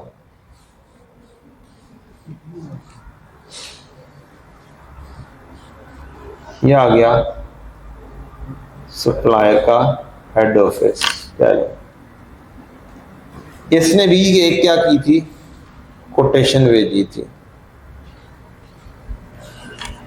अब 3-4 कोटेशन लेकर फिर ये क्या करेगा? तो एक बंदे को सिलेक्ट करेगा और उसको भेजेगा परचेज ऑर्डर। क्या करेगा?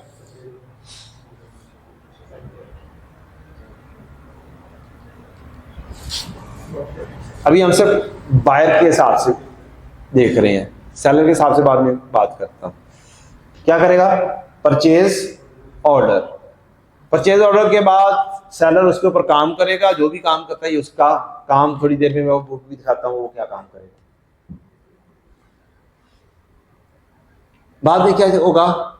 सेलर अपनी फैक्ट्री से चीजें कहां पर भिजवा देगा? सप्लायर की फैक्ट्री। गुड्स यहां से इधर आ जाएंगी। ये गुड्स रिसीव करेगा फैक्ट्री में। क्या करेगा? गुड्स जब रिसीव होंगी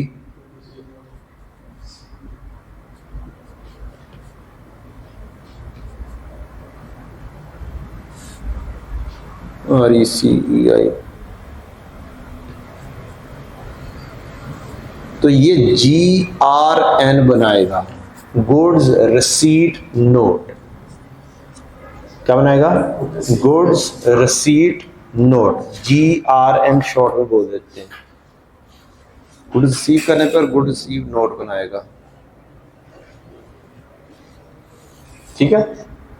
इसके अंदर वो लिखेगा कि मैंने इतनी इतनी क्वांटिटी क्या कर ली है? रिसीव कर ली। वो GRN बनाएगा, एक कॉपी रखेगा अपने पास, एक कॉपी भेज देगा हेड ऑफिस में GRN की, ठीक है। गुड्स चली गई। फिर ये सप्लायर जो है हेड ऑफिस इसका यहां पर सेल्स इनवॉइस भेज देगा। सेल्स इनवॉइस आएगी इसके पास, हेड ऑफिस वाला उसकी बेसिस के ऊपर क्या बना लेगा? परचेज इनवॉइस रिकॉर्ड कर लेगा।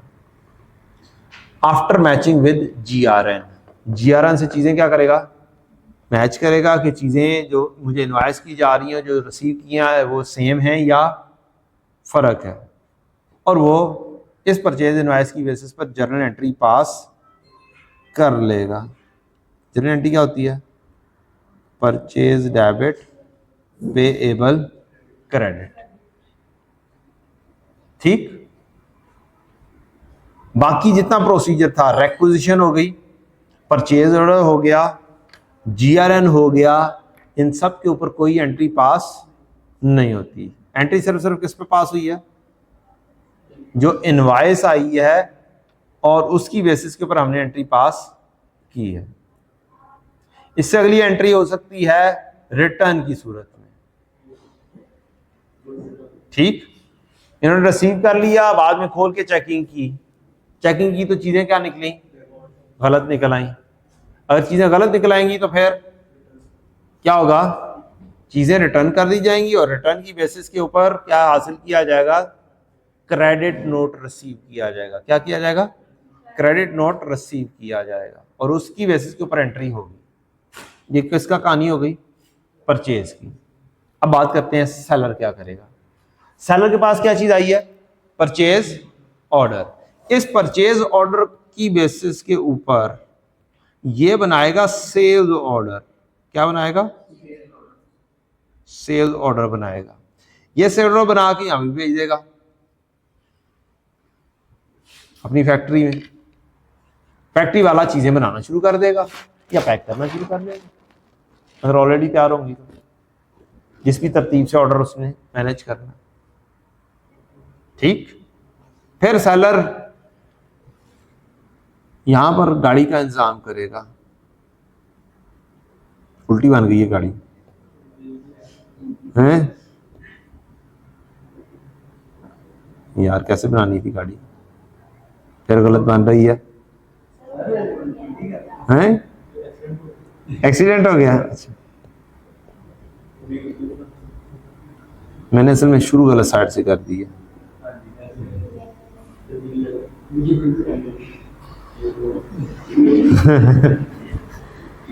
अब गाड़ी सही बन गई है। अब ये गाड़ी के ऊपर माल क्या करेंगे, लोड करेंगे। जब लोड करेंगे तो लोड करने के साथ एक अदद डॉक्यूमेंट बनाएंगे जिसे कहते हैं डिलीवरी नोट। क्या, डिलीवरी नोट अकंपनी होगा इसके साथ। एक डिस्पैच नोट होगा, एक क्या होगा, डिलीवरी नोट। डिलीवरी नोट इसके साथ कंपनी हो गया।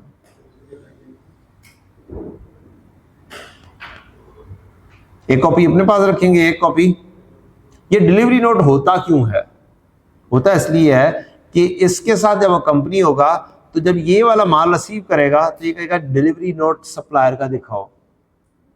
कोई दरमियान में तो नहीं उठा के डब्बे गायब कर दिए, उसने कुछ और भिजवाया हो, मेरे पास कुछ और पहुंच रहा हो। उसने 10 डब्बे भिजवाए हो, मेरे पास 9 पहुंच रहे हो। तो हम यहां पर डिलीवरी नोट से भी मैच कर रहे होते हैं बायर, तो इसलिए भिजवाया जाता है डिलीवरी नोट साथ कि हमने क्या कहा, कुछ भिजवाया है। ठीक, वो डिलीवरी नोट चला जाता है, डिलीवरी नोट की बेसिस के ऊपर, और डिस्पैच नोट बनता है। एक यहां से फैक्ट्री में डिस्पैच नोट बन जाएगा, वो हेड ऑफिस को बता देंगे। हेड ऑफिस को बताएंगे तो उसकी बेसिस के ऊपर क्या कर देंगे, सेल्स इनवॉइस जनरेट कर देंगे। ये है इसका प्रोसीजर। और सेल्स इनवॉइस जब जनरेट होगी तभी जनरल एंट्री पास होगी, रिसीवेबल डेबिट और सेल्स क्रेडिट। दो जगहों पर एंट्री पास होनी है, या सेल के वक्त या सेल्स रिटर्न के वक्त। अब चलते हैं हम थ्योरेटिकली क्या लिखा हुआ है उस पे।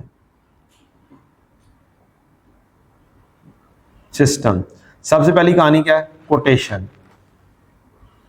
क्या है ये, किसकी है जी, सेल्स कार्ड। हम क्या भिजवाएंगे, कोटेशन भिजवाएंगे। क्या भिजवाएंगे, कोई एंट्री नहीं है। कोटेशन की बेसिस के ऊपर हमें मिलेगा, हम बनाएंगे सेल्स ऑर्डर। सेल्स ऑर्डर बनाएंगे परचेज ऑर्डर की बेसिस पर। फिर क्या बनाएंगे, गुड्स डिस्पैच नोट। ये क्या है, नोटिस टू द कस्टमर। ये डिस्पैच नोट है। क्या लें, एक कोरियर भिजवा दिया कराची से फैसलाबाद, पहले से पता चल गया। आजकल उस तरीके से नहीं है, नोटिस फौरी तौर पे फोन पे पहुंच जाता है। ठीक, लेकिन अगर डॉक्यूमेंटेशन में बनाना हो तो क्या होता है, डिस्पैच नोट। फिर डिलीवरी नोट होगा। डिलीवरी नोट किसके साथ होगा, कंपनी होगा, किसके साथ, व्हीकल के साथ। अकंपनी द गुड्स, उसके साथ ही होगा। Customer will check this to make sure that it agrees with his order and that it consistent with that what has actually been delivered. फिर उसकी बेसिस के ऊपर क्या बनाएंगे? Sales invoice. सेल इनवॉइस के ऊपर जर्नल एंट्री है। What is statement? Statement है हर कुछ अरसे बाद वो भिजवाता है, जनाब आपकी ये पेंडिंग इनवॉइसेस हैं, इनके अगेंस्ट पैसे पेंडिंग हैं। पेंडिंग बैलेंस जो होता है उसको स्टेटमेंट बोल देते हैं। Document to show the customer the amount still owed at one point in time. ये नेट अमाउंट होगी तमाम इनवॉइसेस की जितनी भी इशू की हुई हैं, और जो रिसीव अभी तक नहीं हुई उनकी ये नेट वैल्यू होगी कि पैसे इतने दे दे भाई। क्रेडिट नोट इशूड, ये किस बेसिस पे है? कस्टमर अगर रिटर्न करता है तो हम कोई डॉक्यूमेंट इशू करते हैं तो क्या करते हैं? क्रेडिट नोट हम इशू कर देते हैं। अब ये इसके ऊपर मैंने काफ़ी सवाल बनाए हुए हैं। डिस्काउंट अलाउड की डिस्कशन मैंने कर दी है, इसको पढ़िएगा। N/30 वाली ये वाला, और फिर ये MCQs हैं। ये क्या है? ढेर सारे MCQs आपके लिए बनाए हुए हैं, मुख्तलिफ किस्म के MCQs हैं। चेक डिसऑनर की एंट्री पता है ना क्या होती है? चेक डिसऑनर की एंट्री क्या होती है? चेक जब हमें रिसीव होता है तो क्या एंट्री होती है? बैंक डेबिट और रिसीवेबल। तो अगर वो ही चेक हम जमा करवाएं और डिसऑनर हो जाए तो फिर उसके उलट हो जाएगा, रिसीवेबल डेबिट और बैंक क्रेडिट। ये चेक डिसऑनर की एंट्री। बैंक चेक रिसीव की एंट्री, जब चेक बाउंस हो जाए या डिसऑनर हो जाए तो उसकी रिवर्सल कर दें। परचेज, सबसे पहले क्या बनाएगा? परचेज रिक्विजिशन, कोटेशन होगी और उसकी क्या होगी? अप्रूवल। अप्रूवल के बाद ये क्या बनाएगा? Purchase order. फिर जब इसे चीज़ें मिलेंगी तो क्या वो बनाएगा? GRN, goods receipt note. और उसकी बेसिस के ऊपर क्या बनाएगा? Purchase invoice. यहाँ पर क्या होगी? जर्नल एंट्री पास होगी। स्टेटमेंट क्या होती है? सप्लायर डॉक्यूमेंट भेजता है कि जनाब इतने पैसे देने, और क्रेडिट नोट रिसीव्ड की बेसिस के ऊपर रिटर्न एंट्री होनी है। परचेज रिटर्न की एंट्री, क्रेडिट नोट रिसीव। बिल्कुल वैसे ही जैसे सेलर की इनवॉइस की बेसिस के ऊपर हम परचेज इनवॉइस बुक करते हैं, एंट्री पास करते हैं, उसी तरह से सेलर ही हमें क्रेडिट नोट देगा तो उसकी बेसिस पे एंट्री पास होगी। ये लें जी, डिस्काउंट की बात मैंने पहले कर दी हुई है। डिस्काउंट रिसीव्ड,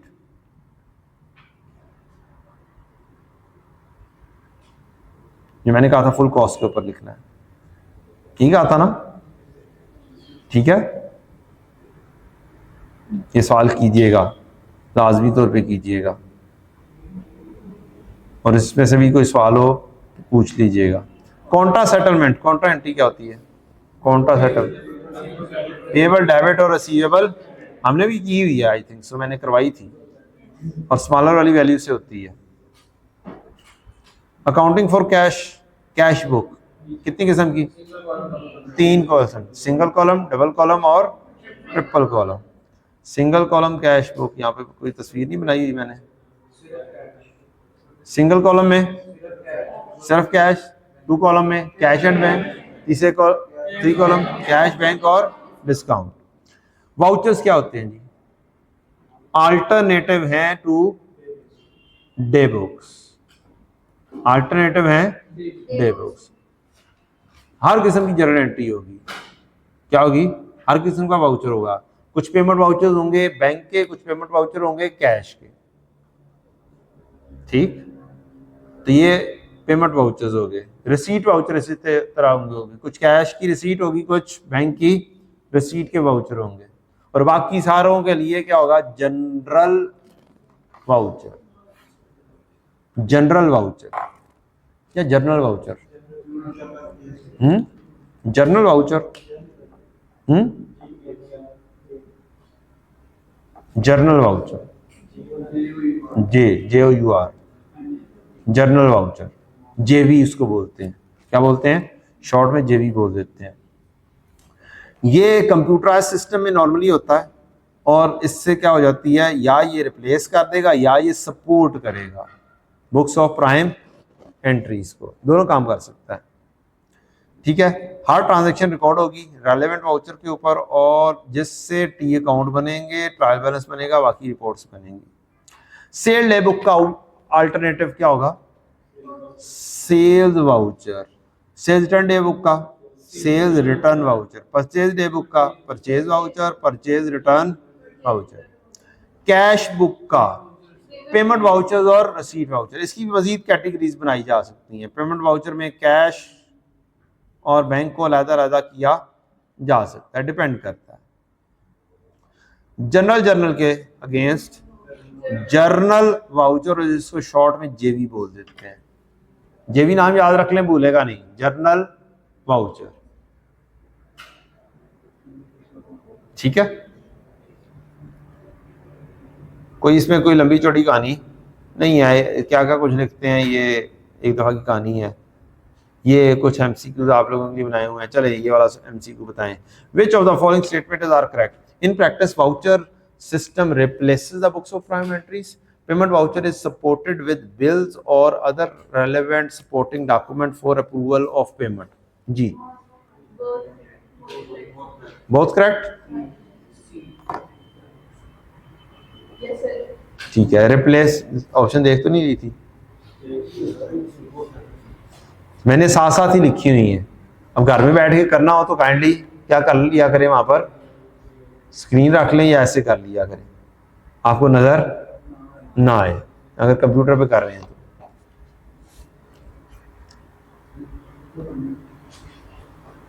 ये वाला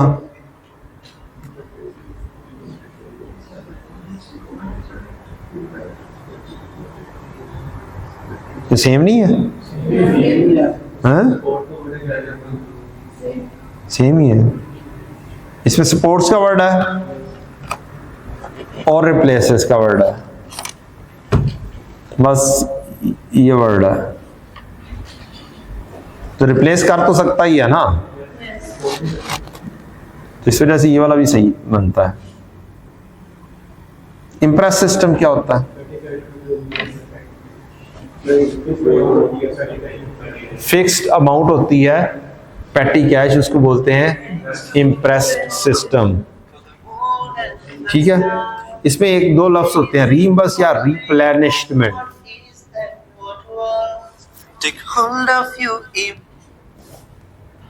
जी अस्सलाम वालेकुम। जी जी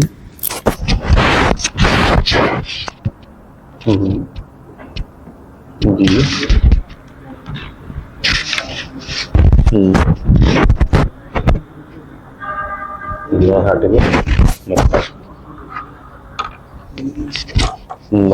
आ नहीं रहा ना, एब्सेंट जा रहा है। वो एब्सेंट ही एक मुसलसल एब्सेंट आ रहा है, तो मतलब ये कि बच्चा चला गया या नहीं आ रहा, तो ये कहानी होती है और तो कुछ नहीं होती। चलो, वेलकम वेलकम। ठीक है, और नहीं निकालते नहीं है हम ऐसे, लेकिन बच्चा नहीं आ रहा तो फिर इसका मतलब नहीं होता कि यार अब बच्चा क्यों नहीं आ रहा। हो सकता है आपको कल हमने कॉल भी करने की कोशिश की है स्टूडेंट्स को।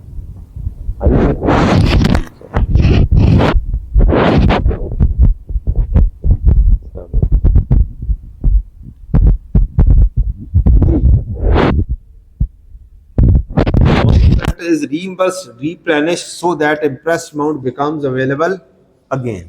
बड़ा सिंपल सा इसका सवाल आता है और अक्सर आता है इसका भी सवाल, इम्प्रेस से रेलेवेंट भी। अगर आपके पास इम्प्रेस्ड आ रहा है 15,000, इसमें से बिल्स खर्चे किए और वो किए आपने 9,000 के, तो कितनी अमाउंट रिप्लेनिश की जाएगी? 9,000। 9,000 जितने बिल होते हैं उतनी ही क्या कर दी जाती है? रीइंबर्स कर दी जाती है। हाँ, अगर पहले से ही इम्प्रेस्ड 15,000 है, इसको मैंने बढ़ाना है, क्या करना है? इंक्रीज करना है बाय 3,000, तो फिर अमाउंट कितनी रिप्लेनिश की जाएगी? फिर अगर मुझे इंक्रीज देनी है कितनी 3000, तो एक ये 3000 जमा करवाना है और एक ये बिल्स के पैसे देने हैं, तो इन दोनों को जमा करेंगे और 12000 की ऑप्शन आएगी। ठीक है, तो इसके लिए फार्मूला रिक्वायर्ड इंक्रीज कितनी है, कितना आपने रिप्लेनिश करना है, फ्लोट, इसको फ्लोट भी बोल देते हैं। 15000 का एक फ्लोट था, उसको 3000 से बढ़ाना है, प्लस जितनी पेमेंट कर दी हुई है, जितने बिल हैं पेमेंट के, उनके साथ क्या कर दो, एडअप कर दो। ठीक, तो ये अक्सर इम्प्रेस सिस्टम से रेलेवेंट एक सवाल अक्सर आता है। लें जी, प्राइम एंट्रीज चैप्टर नंबर 2 एक हिसाब से ख़त्म हो गया। चैप्टर नंबर 1 और उसके अंदर जो चंद नई चीज़ें ऐड हुई हैं वो भी हमारी पेंडिंग है। आपने इसको, इस चैप्टर को भी क्या करना है, ज़रा डिटेल में MCQs करने हैं, क्वेश्चन बैंक लाजमी करना है, क्वेश्चन बैंक लाजमी करना है। ICAP का क्वेश्चन बैंक जो है, स्टडी डेस्क के भी सवाल करने हैं और ICAP के भी, और जो मैंने PDF शेयर किया हुआ है इसके सवाल भी करने हैं। जब इसके सवाल करोगे ना, तो जो जो थ्योरी आ रही है ना, तो थ्योरी से रेलेवेंट ICAP में उतने सवाल नहीं है जितने मैंने थ्योरी के बाद ही क्या किए हुए हैं, MCQs रखे हैं। लेकिन पहले नंबर पे कौन सी चीज़, स्टडी टेक्स्ट के सवाल, दूसरे नंबर पे कौन सी चीज़, ये वाले PDF के सवाल। Thank you very much. अस्सलाम वालेकुम।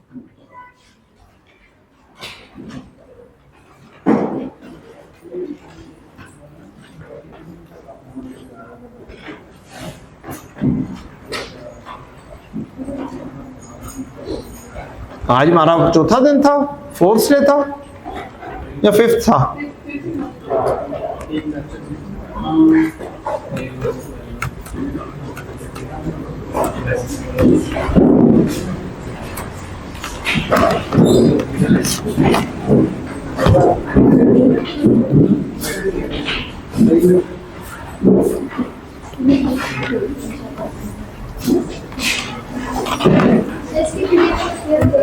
ये भी होने लगा।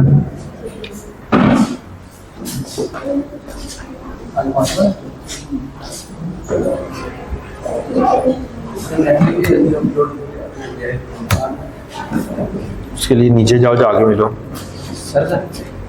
IT वालों से। आज चौथा है मेरा ख्याल है, पक्की बात है 5वां दिन है, कल नहीं हुआ। हाँ 4 हो गए हुए हैं। अच्छा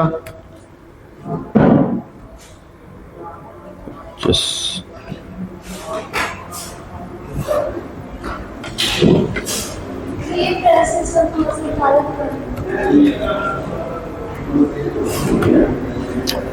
आपने अपने मेन बैग से निकाल कर कुछ पैसे छोटे पर्स में रखने हैं। ठीक, मेन बैग में पड़ा हुआ है 1,00,000 रुपया। हाँ ठीक है।